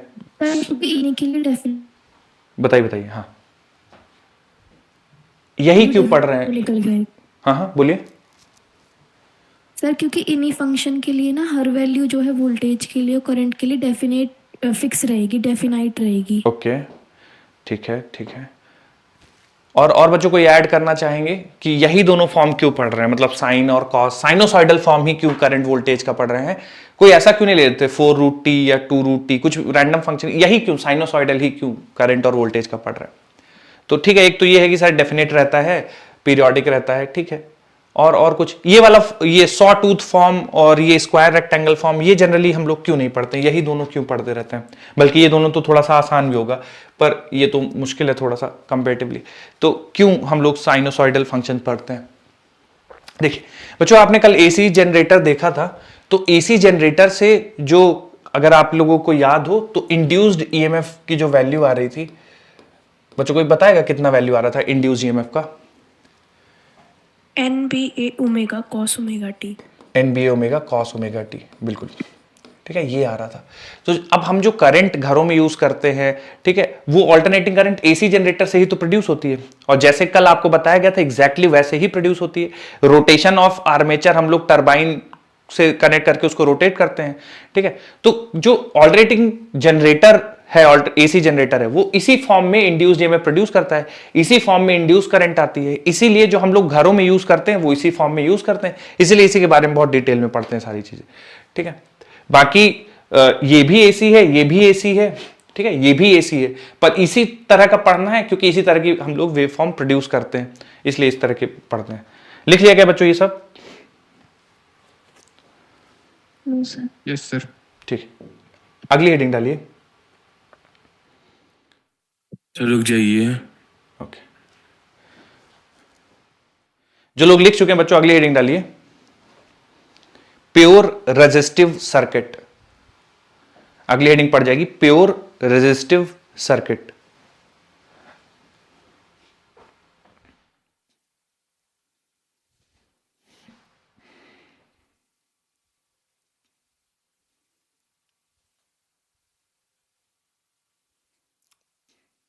चलिए मैं थोड़ा सा आप लोगों को समझाता हूं प्योर रेजिस्टिव सर्किट के बारे में, और फिर हम लोग आगे बढ़ेंगे।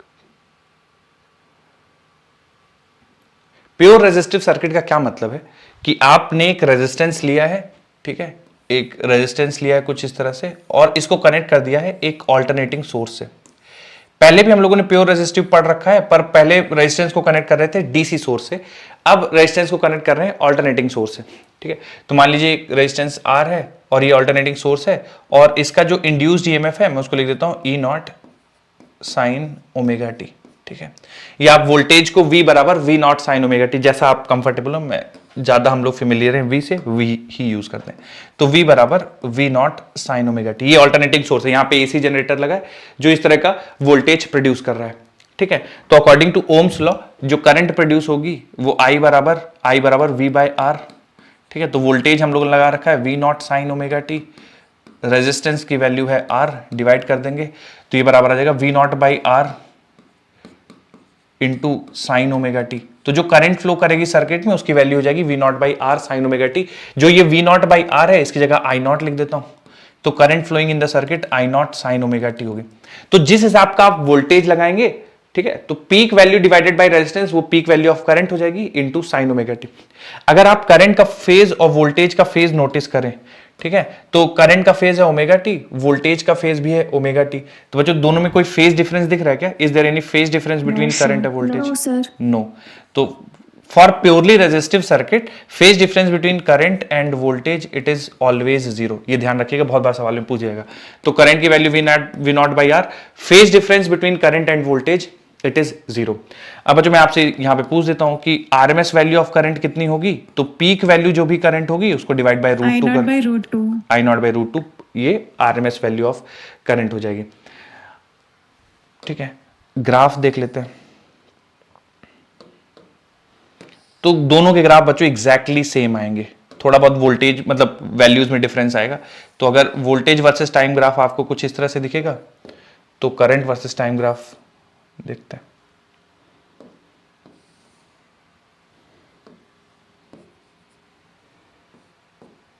करंट वर्सेस टाइम ग्राफ कुछ इस तरह से दिखेगा। ठीक है, इसकी पीक वैल्यू V नॉट है, इसकी पीक वैल्यू हो जाएगी V नॉट बाई आर यानी I नॉट। ठीक है, तो अगर किसी रेजिस्टेंस को आप ऑल्टरनेटिंग सोर्स से कनेक्ट करेंगे तो बिल्कुल सिंपल सा डिस्कशन है। मेन चीज याद रखने वाली है, phase difference between current and voltage is zero और peak value of current will be V naught by are.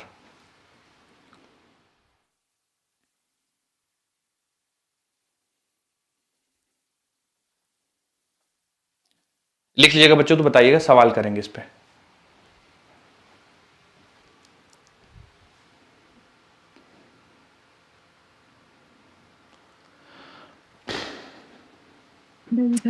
ठीक,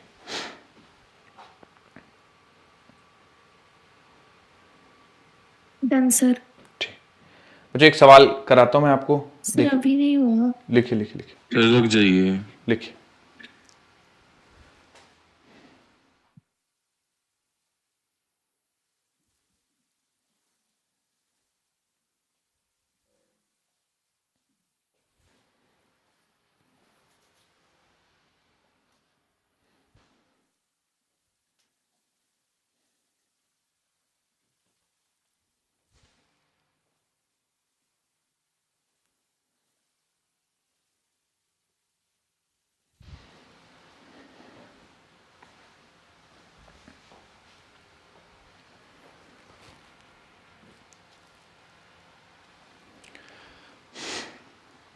चलो जो बदलता हूं मैं, ये देखिए थोड़ा सा, एक सेकंड ना, इंडक्टिव रिएक्टेंस नहीं रेजिस्टेंस करना है, एक सेकंड।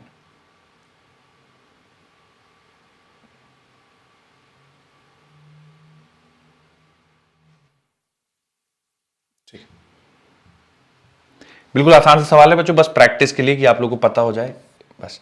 मान लीजिए एक रजिस्टर कनेक्टेड है, ठीक है, एक ऑल्टरनेटिंग सोर्स है, ठीक है, करंट का रेजिस्टेंस की वैल्यू दे रखा है 10 ओम, ठीक है, और करंट जो सर्किट में फ्लो कर रही है I बराबर 10 sine pi T plus 30 degree. ठीक है, करंट जो सर्किट में फ्लो कर रही है वो 10 sine pi T plus 30 degree है। अब बता दो वोल्टेज कितना होगा, क्या अप्लाइड वोल्टेज होगा अगर सर्किट में करंट फ्लो कर रही है 10 sine pi T plus 30 degree? 100।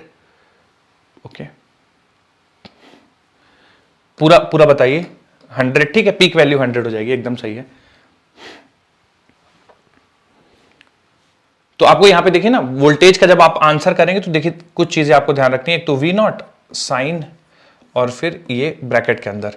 तो पहले तो बताइए पीक वैल्यू कितनी हो जाएगी, तो पीक वैल्यू वी बराबर आई आर है ना, तो peak value of current into 100 हो जाएगी। रेजिस्टेंस है ना, आई नॉट इंटू आर यूज कर रहे हैं हम लोग, तो ये 100 वोल्ट हो जाएगी। तो पीक वैल्यू की जगह आप लिख देंगे 100, ठीक है।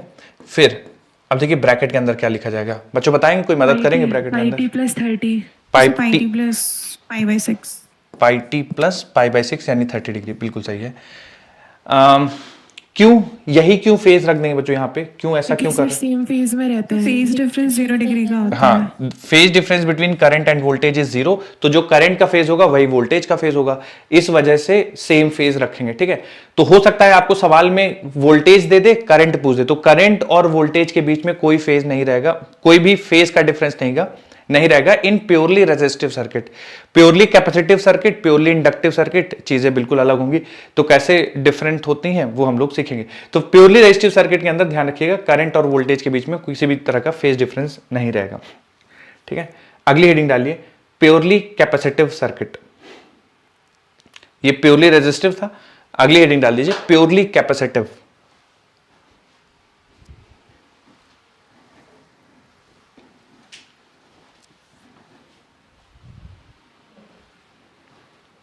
तो हेडिंग क्या है? प्योरली कैपेसिटिव सर्किट, मैं लिख देता हूं यहां पे, प्योरली कैपेसिटिव सर्किट। तो अभी प्योरली रेजिस्टिव पढ़ा था, अगर आप प्योरली रेजिस्टिव सर्किट को प्योरली मतलब केवल रेजिस्टेंस है सर्किट में, उसको कनेक्ट कर देंगे एसी सोर्स से, क्या होगा? अब केवल कैपेसिटेंस है, प्योरली कैपेसिटिव सर्किट, केवल सर्किट में कैपेसिटेंस है, तो क्या होगा, कैसे होगा, देखते हैं, आइए। बिल्कुल आसान है बच्चों, आप लोग कोशिश कीजिएगा आंसर करने की। जैसे मान लीजिए एक वोल्टेज, ऑल्टरनेटिंग वोल्टेज सोर्स में लगा देता हूं कैपेसिटर के अक्रॉस, जिसका कैपेसिटेंस C है, और जो सोर्स लगा रहे हैं हम लोग V बराबर V naught sine omega T लगा रहे हैं, ठीक है। तो बच्चों आप मुझे बता दीजिए, किसी मोमेंट पे charge stored in the capacitor, Q की वैल्यू निकालनी है कि इस कैपेसिटर में कितना चार्ज स्टोर होगा किसी मोमेंट पे। तो क्या फॉर्मूला लिखते हैं बच्चों चार्ज स्टोर्ड इन कैपेसिटर का formula? CV, Q is equals to CV। Q is equal to CV, तो C और V की जगह रख देंगे V naught sine omega T, ठीक है, ये हो जाएगा, है ना, बिल्कुल ठीक है। अब इसमें अगर आपसे पूछा है कि करंट की वैल्यू बता दीजिए, तो देखिए बच्चों ये जो Q है ना, ये चार्ज स्टोर्ड इन कैपेसिटर है। अब जो कैपेसिटर में चार्ज स्टोर हुआ होगा वो इन्हीं वायर्स से फ्लो करके गया होगा। तो अगर आपको चार्ज स्टोर्ड इन कैपेसिटर पता है और चार्ज कैसे गया होगा, इन वायर से फ्लो करके कैपेसिटर की प्लेट में गया होगा, तो ये जो चार्ज स्टोर्ड है इसी की वजह से करंट बनी होगी। तो अगर हमें current flowing in the circuit निकालनी है, current flowing in the circuit, तो इसको डिफरेंशिएट कर देंगे, क्योंकि हमें पता है dq by dt is current, और ये जो चार्ज स्टोर हो रहा है इसी ने करंट बनाई होगी। तो जब आप इसको डिफरेंशिएट करेंगे, देखिए तो C कांस्टेंट है, V नॉट कांस्टेंट है, बाहर आ जाएगा, डिफरेंशिएशन के अंदर बच जाएगा साइन ओमेगा टी, ठीक है। जब आप इसको डिफरेंशिएट करेंगे तो साइन ओमेगा टी का डिफरेंशिएशन बन जाएगा कॉस ओमेगा टी और इनटू ओमेगा, ठीक है। तो ये अंदर मल्टीप्लाई हो जाएगा, तो करंट की वैल्यू हो जाएगी V naught into omega C, और ये बन जाएगा कॉस ओमेगा टी। तो कॉस ओमेगा टी को बच्चों मैं लिख देता हूं sine of pi by 2 plus omega T. तो देखिए sine 90 plus theta is cos theta, कोई डिफरेंस नहीं है, ठीक है। अब बच्चों ये देखिए I बराबर हमें पता है कि I इक्वल्स टू, जैसे मैं पीक वैल्यू ऑफ करंट देखूं तो पीक वैल्यू ऑफ करंट यहां पे आया है, पीक वैल्यू ऑफ करंट आया है V naught into omega C। Ohm's law से पता है कि I बराबर V बाय R होता है, ठीक है। ओम्स लॉ से पता है कि I बराबर V बाय R होता है, ठीक है। तो यहां पे V naught into omega C है, तो मैं इसको ना इस टाइप का फॉर्म देने के लिए ओमेगा C को डिनोमिनेटर में ले आते हैं, तो ये कुछ इस तरह बन जाएगा V not divide by 1 upon omega C, ठीक है। तो इसको मैं लिख देता हूं V नॉट बाय XC। अब जो आगे का डिस्कशन थोड़ा ध्यान से सुनिएगा, इंपॉर्टेंट है, ठीक। तो आपको मैं इस तरह से क्यों कंपेयर करके लिख रहा हूं, क्योंकि देखिए जब हम लोग प्योरली रेजिस्टिव सर्किट की बात करते हैं तो उसमें जो पीक वैल्यू ऑफ करंट होता है वो peak value of voltage divide by resistance होता है। तो उसी तरह से कैपेसिटिव सर्किट में जो पीक वैल्यू ऑफ वोल्टेज होगा, पीक वैल्यू ऑफ करंट होगा, वो peak value of voltage divided by 1 upon omega C होगा। तो जो रोल प्योरली रेजिस्टिव सर्किट में R प्ले कर रहा था, रेजिस्टेंस प्ले कर रहा था, वही रोल प्योरली कैपेसिटिव सर्किट में 1 अपॉन ओमेगा सी प्ले करेगा, यानी एक्सी प्ले करेगा, ठीक है। एक्सी को बोला जाता है कैपेसिटिव रिएक्टेंस। तो आपको इसका टेक्निकल टर्म याद होना चाहिए, कई बार सवाल में आपसे पूछ दिया जाएगा सीधे सीधे कि what is capacitive reactance of this circuit, ठीक है। तो इसको एक्सी को बोला जाएगा कैपेसिटिव रिएक्टेंस, ठीक है। करंट की यूनिट हो गई बच्चों एम्पियर, वोल्टेज है वोल्ट, तो रेजिस्टेंस होता था ओम। तो एक्सी यानी कैपेसिटिव रिएक्टेंस जिसकी वैल्यू है 1 upon omega C, 1 upon omega C यानी 1 upon 2 pi into frequency into C, ठीक है। ओमेगा की वैल्यू 2 पाई। इसकी भी जो यूनिट होगी कैपेसिटिव रिएक्टेंस की, वो यूनिट याद रखिएगा वोल्ट पर एम्पियर या ओम, ठीक है। ओम रहेगी यूनिट, ठीक है, कैपेसिटिव रिएक्टेंस की। तो अब इसमें ध्यान दीजिएगा कि जो कैपेसिटेंस है वो तो केवल डायमेंशन पे डिपेंड करता है, कैसा सोर्स लगाएंगे उससे कोई फर्क नहीं पड़ता। लेकिन जो कैपेसिटिव रिएक्टेंस है वो इस बात पे भी डिपेंड करता है कि सोर्स की एंगुलर फ्रीक्वेंसी कैसी है। अगर आप सोर्स की एंगुलर फ्रीक्वेंसी को चेंज करेंगे तो कैपेसिटिव रिएक्टेंस चेंज हो जाएगा, सोर्स की फ्रीक्वेंसी को चेंज करेंगे तो कैपेसिटिव रिएक्टेंस चेंज हो जाएगा, कैपेसिटेंस चेंज करेंगे तो कैपेसिटिव रिएक्टेंस चेंज हो जाएगा। तो नोट कर लीजिए बच्चों इसको, कैपेसिटिव रिएक्टेंस नया टर्म आपको पता चला है, याद रखिएगा इसको। Done sir. ठीक है। और बच्चों अगर आप कंपेयर करें ना, बस एक लास्ट पॉइंट और सुन लीजिए आप लोग। जैसे आप वोल्टेज का फेज देखें तो ओमेगा टी है, करंट का फेज देखेंगे तो पाई बाय 2 प्लस ओमेगा टी है। तो मुझे बताएंगे क्या phase difference between current and voltage? Pi by 2 का है सर। बिल्कुल। तो phase difference between current and voltage it is pi by 2। और देखिए बच्चों किसका फेज ज्यादा है, करंट का फेज ज्यादा है या वोल्टेज का फेज ज्यादा है? करंट का फेज ज्यादा है। करंट का फेज ज्यादा है। तो इसमें हम लोग ऐसा बोलते हैं कि phase difference between current and voltage is pi by 2 and current leads to voltage by pi by 2। Current leads to voltage by pi by 2। Current leads to voltage by pi by 2।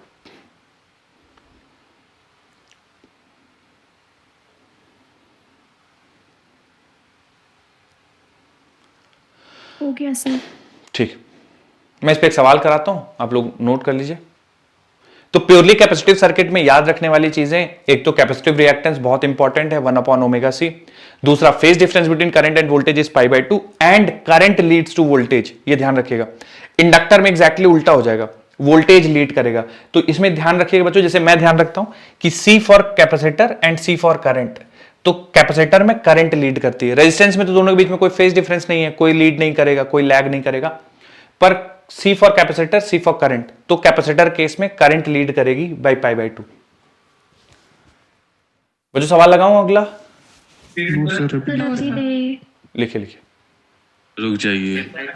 लिखे लिखे लिखे। Sir हमारा तो पहले का भी बहुत छूट गया है। क्या क्या पहले का भी थोड़ा सा छूट गया था। बताइए स्लाइड बताइए, में। कौन सा वाला स्लाइड का छूट गया आपका?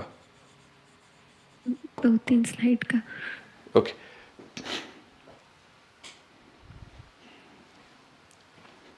नोट करिए, फिर हो जाए तो बताइएगा, सवाल किया जाएगा, इस पे प्रैक्टिस करेंगे कुछ।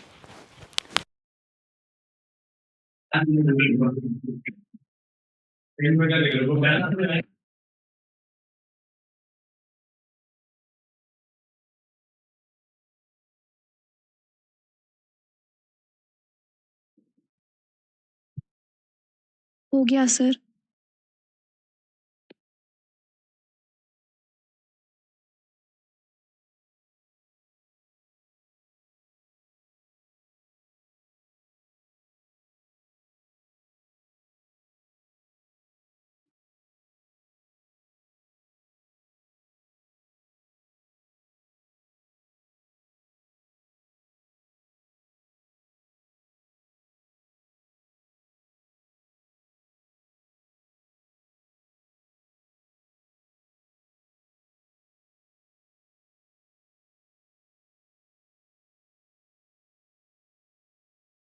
हो गया सर।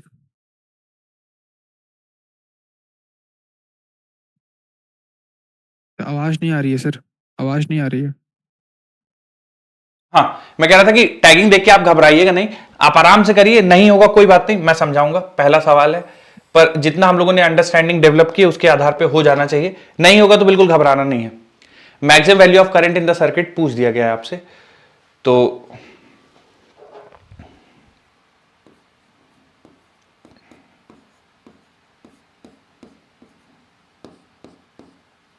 तो आप यहां पे एक्सी पहले निकाल दीजिए, फिर पीक वैल्यू ऑफ करंट निकालने के लिए वी नॉट बाई एक्सी कर दीजिएगा।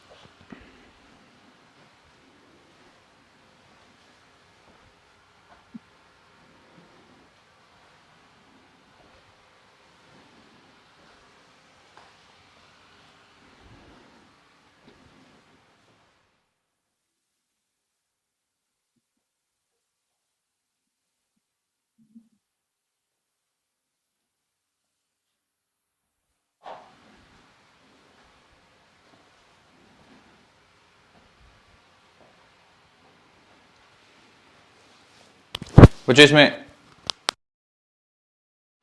कंफ्यूजन हो रहा है क्या बच्चों? एक्सी का वैल्यू आया क्या किसी का? एक्सी का ठीक,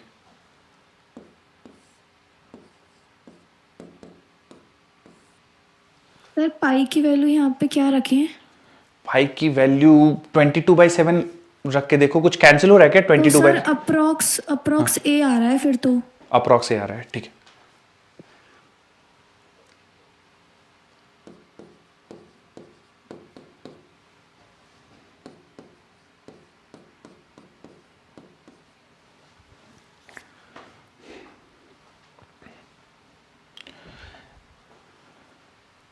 ठीक, तो एक्सी बच्चों कुछ प्रॉपर सिंप्लीफाई होके तो नहीं बन पाएगा, तो अभी इसको ऐसे ही रखते हैं, देखते हैं कुछ कैंसिल होगा तो अच्छा है। और आई नॉट की वैल्यू होगी तो वी नॉट बाई एक्सी रखेंगे। वी नॉट है हमारे पास 36 और एक्सी रखेंगे तो एक्सी बच्चों ये पूरी वैल्यू आएगी, ठीक है। जब आप एक्सी रखेंगे तो एक्चुअल में ये पूरा मल्टीप्लाई हो जाएगा ना, 36 इंटू 120 पाई, 20 पाई की जगह रख देते हैं 22/7, देखते हैं कुछ कैंसिल होगा तो ठीक है। 150 इंटू 10 के पावर -6, ठीक है, कुछ इस तरह से आएगा।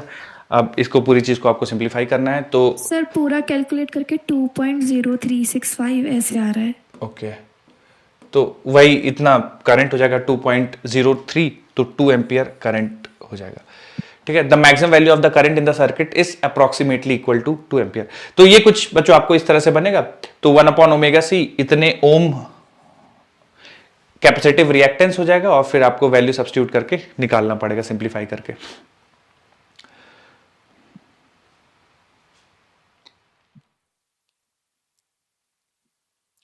ठीक है, चलिए बहुत बढ़िया। बच्चों इसको 2.03 पीक वैल्यू ऑफ करंट ले लेते हैं। मुझे पूरा करंट का फंक्शन बताएंगे कि आपकी करंट के जैसे वोल्टेज का फंक्शन ऐसा दिया हुआ है 36 sin 120 pi T. Sir 2.03 sign 120 pi T plus पाई/2। Okay, ठीक है। तो देखिए बच्चों पीक वैल्यू ऑफ करंट की जगह 2.03 रख देंगे और फेज हमें लिखना है, तो हमें पता है कैपेसिटिव सर्किट में करंट लीड करता है, ठीक है। तो करंट लीड करता है और कितने फेज से लीड करता है? पाई/2 से। पाई/2। तो वोल्टेज का फेज लिख देंगे और प्लस उसमें पाई/2 जोड़ देंगे, ठीक है। तो बच्चों करंट का जो आंसर आएगा वो 2.03 साइन 120 पाई टी प्लस पाई/2 आएगा, ठीक है।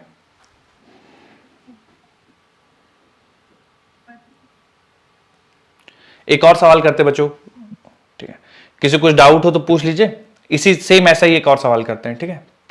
रेडी आप सब? लगाऊं सवाल? बस एक सेकंड सर, बस एक सेकंड थोड़ा सा। लिखिए लिखिए सर रुक जाइए। लिखिए लिखिए लिखिए।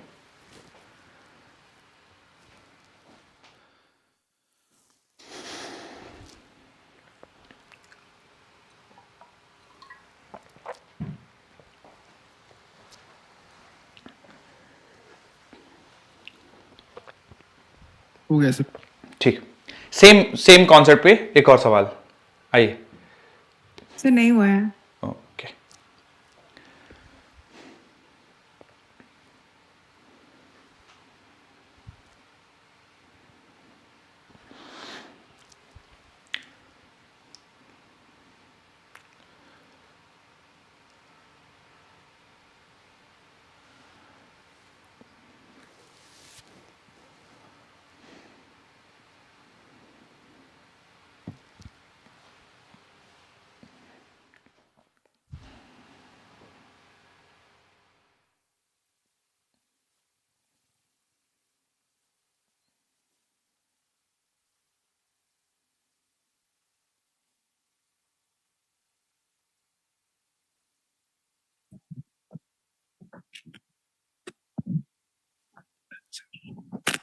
चलिए अगला सवाल करते हैं, देखिए थोड़ा सा बताइए।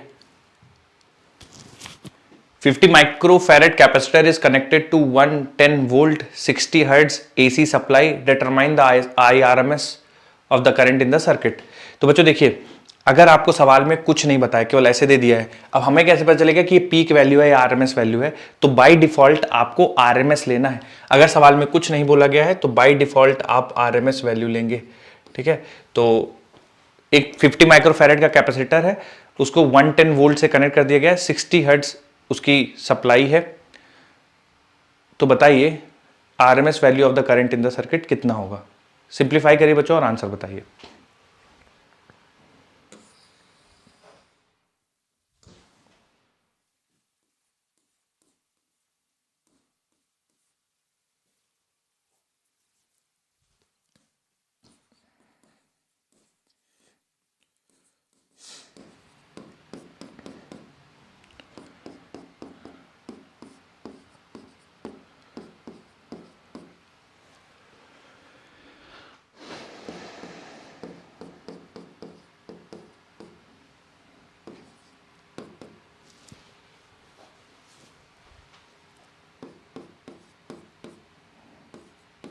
फोर्थ ऑप्शन आ रहा है सर। ओके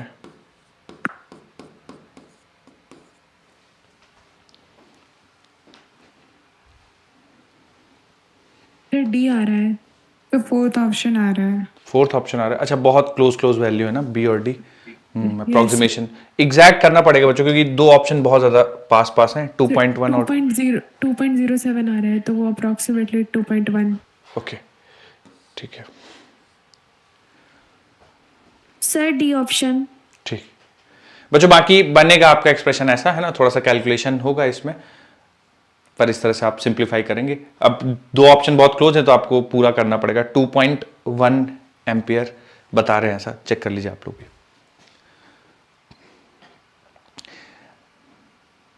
एक और क्वेश्चन करेंगे इसमें बच्चों, कैपेसिटिव सर्किट में। रुक ऐसे जाइए। क्वेश्चन पेपर में आ गए तो कैलकुलेट नहीं, फिर अगर देखिए कुछ वैसे तो ऐसा तो नहीं है कि बिल्कुल ही नहीं बनेंगे, कुछ सवाल आपके ऐसे बनेंगे जहां पे काफी सारी कैलकुलेशन होगी, ठीक है। तो फिर आप अप्रोक्सीमेशन से अगर ऑप्शंस एलिमिनेट कर पाए, अगर ऐसे ऑप्शन आ गए कि सारे ही बहुत पास हैं कि 2.1, 2.2, 2.3, 2.4, तो मैं सजेस्ट करूंगा कि आप उस पर कैलकुलेशन एज इट इज रख के बाकी सवाल कर लीजिए और फिर लास्ट में आके उसका कैलकुलेशन सिंप्लीफाई अगर समय बचे तो होके कर लीजिए। बाकी अगर दूर ऑप्शन है तो एक बार अप्रोक्सीमेशन से भी हो सकता है। जैसे यहां पे पाई है तो मैं पाई को 3 कंसीडर कर लूंगा, ठीक है, क्योंकि पाई ही तकलीफ देगा अल्टीमेटली, तो पाई को 3 कंसीडर कर लेंगे और फिर देखेंगे कि आसपास किसके जा रहे हैं। लेकिन यहां पे पाई को 3 करके शायद फंस जाएंगे क्योंकि दोनों बहुत आसपास वाले ऑप्शन है। तो अगर पास वाले ऑप्शन है तो बेहतर यही है कि आप उसको एज इट इज रहने दीजिए, पेपर खत्म कर लीजिए, फिर वापस आगे कर लीजिए। अगर पास नहीं है, बहुत दूर ऑप्शन है, तो फिर पाई को 3 मान के ऐसे छोटे मोटे अप्रोक्सीमेशन लेके सिंप्लीफाई कर लीजिए। आइए बच्चों एक और सवाल करेंगे कैपेसिटिव सर्किट में, उसके बाद आगे बढ़ेंगे। देखिए थोड़ा सा तो आंसर कितना सर? लास्ट वाला ऑप्शन 2.1 बच्चों देख लीजिएगा, 2.1 ही आ रहा है। 2.7 आ रहा है सर, मतलब 2.7 आ रहा है। सर 2.0 करके कुछ आ रहा है, फिर 10 की पावर -3 भी हो जाएगा, तो फिर अप्रोक्सीमेट करके 2.1 हो जाएगा। ठीक भाई, 2.1 वाले ज्यादा 2.07 आ रहा है एक्चुअली। ठीक है, 2.07 ही आ रहा है। ठीक है 2.07। ठीक, चलिए एक और सवाल करेंगे सेम कॉन्सेप्ट पे। एक कैपेसिटर है और इस कैपेसिटर से पास होने वाली जो करंट है I बराबर साइन पाई टी प्लस π/6, ठीक है, इतनी करंट सर्किट से पास हो रही है। कैपेसिटर की वैल्यू दे रखी है 100 माइक्रोफैरेड, ठीक है। आपको बताना है सबसे पहले तो कैपेसिटिव रिएक्टेंस कितना होगा, और दूसरा आपको बताना है वोल्टेज की वैल्यू, तो पीक वैल्यू ऑफ वोल्टेज बताना है कितना होगा, और फिर फेज ऑफ वोल्टेज बताना है कितना होगा, ठीक है। चलिए पीक वैल्यू ऑफ मतलब कैपेसिटिव रिएक्टेंस बताना है और वोल्टेज। तो बच्चों एक सेकंड ना, मैं एक थोड़ा सा सिंप्लीफाई करने के लिए ना एक्सप्रेशन, ये I बराबर 10 साइन तो रखते हैं, 10 साइन, और ये T, इसको रख देते हैं हम लोग T प्लस पाई बाय 6। ठीक है, थोड़ा सा कुछ आसान हो जाएगा कैलकुलेशन। तो XC आप बता दीजिए कितना होगा, और पीक वैल्यू ऑफ वोल्टेज कितना होगा, और फेज कितना होगा, इतनी चीजें आप बता दीजिए।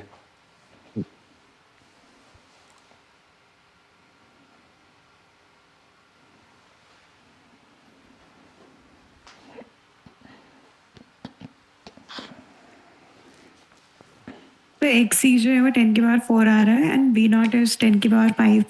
ओके,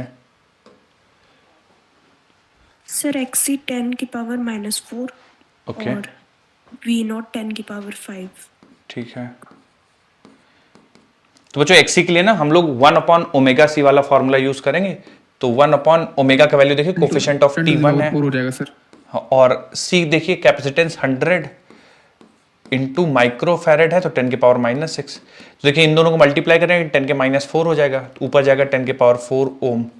तो बच्चों मेरा तो यही आ रहा है, 10,000 ओम आएगा। सर यही आ रहा है। यही आ रहा है sir. Okay, peak value of voltage बच्चों बताएंगे, पीक वैल्यू ऑफ वोल्टेज कितना हो जाएगा? सर 10 की पावर 10 की पावर -3। 5। ओके, यस सर 10 की पावर 5। हाँ 10 to the power 5 हो जाएगा सर। बिल्कुल, V0 बराबर I0, IR हो जाता है। हाँ IR हो जाता है, तो I0 इंटू XC।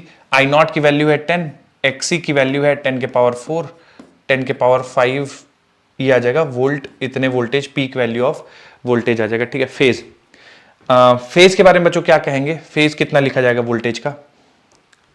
2π/3। सर π/3।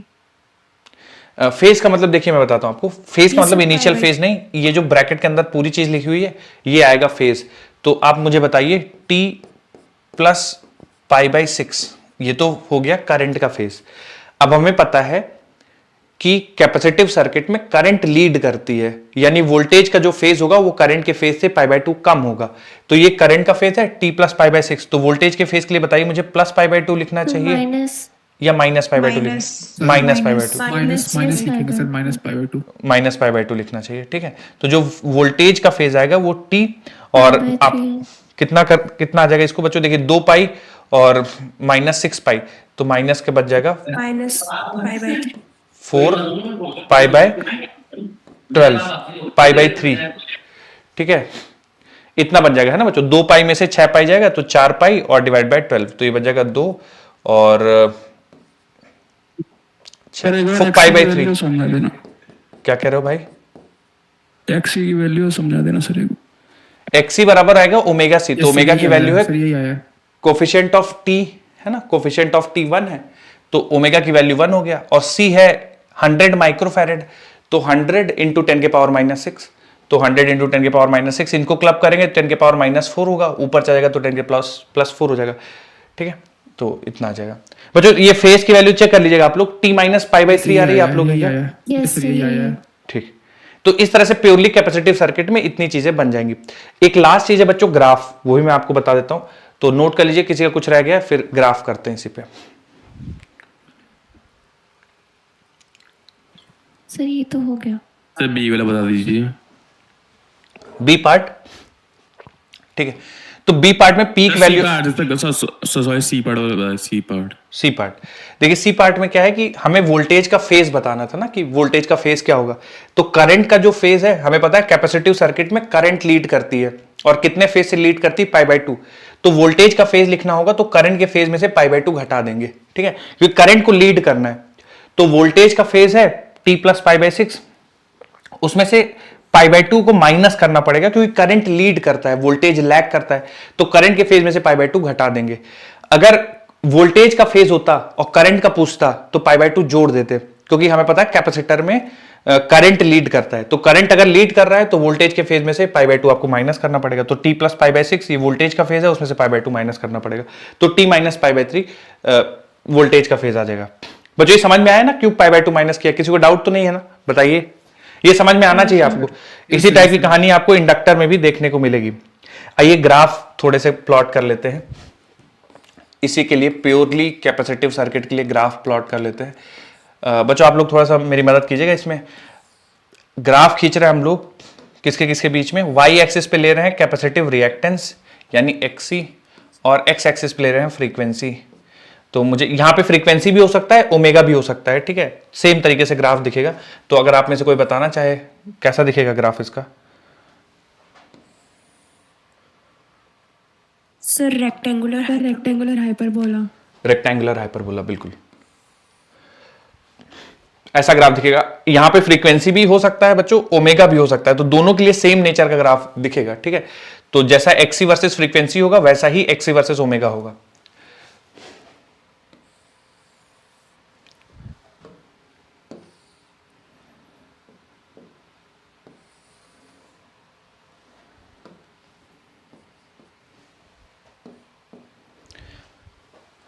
तो मान लीजिए यहां पे वोल्टेज की पीक वैल्यू है V0। तो बच्चों अगर वोल्टेज का हम लोग V बराबर V0 साइन ओमेगा टी, तो करंट का कैसा दिखेगा? I0 से स्टार्ट होगा सर। I0 से स्टार्ट होगा। कॉस की तरह दिखेगा, बिल्कुल ये I0 हो जाएगा, ठीक है बिल्कुल। तो ये 3 ग्राफ हैं, जल्दी जल्दी से ड्रॉ कर लीजिए। Capacitive reactance versus frequency, voltage versus time, current versus. हाँ बताइए। अगर AC का करेंगे तो सर फ्रीक्वेंसी तब क्या हो जाएगा सर? AC का अगर बनाएंगे तो AC बनाएंगे तो मतलब सर अगर ग्राफ पहला वाला जो ग्राफ है XC और उसके पीछे बना हुआ है फ्रीक्वेंसी का, अगर AC का बनाएंगे तो कैसे बनेगा सर? ये AC का ही तो ग्राफ है, मैं आपकी बात नहीं समझ पा रहा। हाँ जैसे मतलब सर DC के लिए तो सर F0 हो जाता है ना, ओके। और XC के लिए वो इन्फिनिटी हो जाता है सर। XC इन्फिनिटी हो जाएगा सर अगर DC में जाएंगे तो। ठीक है, आप DC के लिए बोल रहे हैं तो फ्रीक्वेंसी 0 होगा, सही बात है। फ्रीक्वेंसी 0 होगा तो XC इनफाइनाइट हो जाएगा ना, कैपेसिटिव रिएक्टेंस इनफाइनाइट हो जाएगा। इसीलिए जब आप कैपेसिटर को कनेक्ट करते हैं DC सोर्स से तो उससे करंट नहीं फ्लो करती है ना, बहुत कम ड्यूरेशन के लिए। जैसे ही चार्ज होगा करंट बंद हो जाएगी। तो उसका कारण यही है, फिर कैपेसिटिव रिएक्टेंस इनफाइनाइट हो जाता है तो करंट नहीं फ्लो करता। आप बताइए आप क्या चाहते हैं। वेरिएशन XC का ऐसा ही दिखेगा फ्रीक्वेंसी के साथ, है ना। ठीक है सर। DC का तो कोई सेंस ही नहीं बनता है क्योंकि वो इनफाइनाइट हो जाएगा DC, है ना। फ्रीक्वेंसी आप 0 कर देंगे तो, ठीक है। AC के लिए ये AC मतलब ये फ्रीक्वेंसी, ऐसा नहीं बोलेंगे कि आप AC के लिए ड्रॉ करिए। आपके पास अगर सवाल आएगा तो पूछेगा कि कैपेसिटिव रिएक्टेंस और फ्रीक्वेंसी का ग्राफ इनमें से कौन सा है, तो जो रेक्टेंगुलर हाइपरबोला होगा वही आप पिक कर लीजिएगा। अगली हेडिंग डालिए बच्चों, प्योरली इंडक्टिव सर्किट। अगली हेडिंग डालिए, purely inductive circuit. Purely inductive circuit.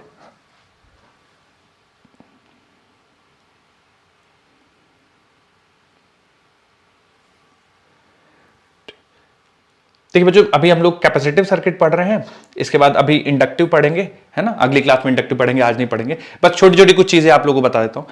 जो कैपेसिटिव सर्किट है इसमें रेजिस्टेंस 0 है ना। प्योरली कैपेसिटिव सर्किट का मतलब केवल और केवल कैपेसिटर है, रेजिस्टेंस नहीं है इसमें।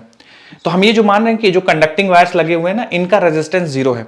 तो देखिए जो कैपेसिटिव सर्किट होगा उसमें हीट डेवलप नहीं होगी, मतलब एनर्जी का लॉस नहीं होगा।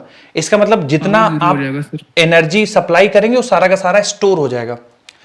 सेम ऐसी ही सिचुएशन इंडक्टर में भी होगी। जितनी आप एनर्जी देंगे वो इसमें इलेक्ट्रिकल एनर्जी के फॉर्म में स्टोर होगा, इंडक्टर में मैग्नेटिक एनर्जी के फॉर्म में स्टोर होगा। उसके बाद जो हम लोगों ने प्योरली रेजिस्टिव सर्किट पढ़ा है, तो प्योरली रेजिस्टिव सर्किट में क्या होगा, जितनी आप एनर्जी सप्लाई करेंगे, गेस करना चाहेंगे बच्चों क्या होगा, जितनी आप एनर्जी देंगे सारी की सारी हीट में कन्वर्ट हो बिल्कुल जाएगी। सारी की सारी हीट में कन्वर्ट हो जाएगी, ठीक है।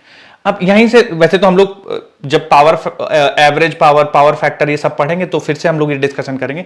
बस चूंकि अभी IRMS पढ़ा है तो मैं IRMS का थोड़ा सा इंपॉर्टेंस बता देता हूं। आपको लिखना कुछ नहीं है, बस आप एक बार समझ लीजिए कि कुछ दिमाग में आता होगा सर IRMS क्यों हम लोग पढ़ते हैं।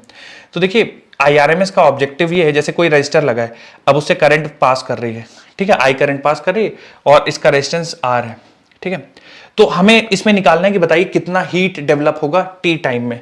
टी टाइम में कितना हीट डेवलप होगा, तो आप बहुत आसानी से बोल सकते हैं DC करंट है तो I² RT, सर इतना हीट डेवलप होगा ना, कोई डाउट नहीं है, बिल्कुल सही है।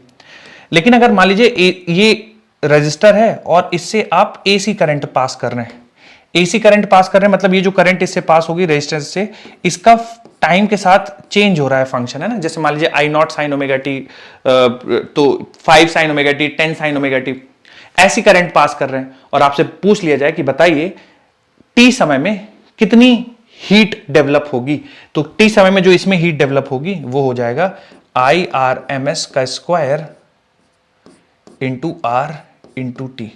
ठीक है, तो इसलिए हम लोग IRMS निकालते हैं, क्योंकि जो बिहेव करती है डीसी करंट सेम वैसा ही बिहेव करेगी ऑल्टरनेटिंग करंट का RMS वैल्यू।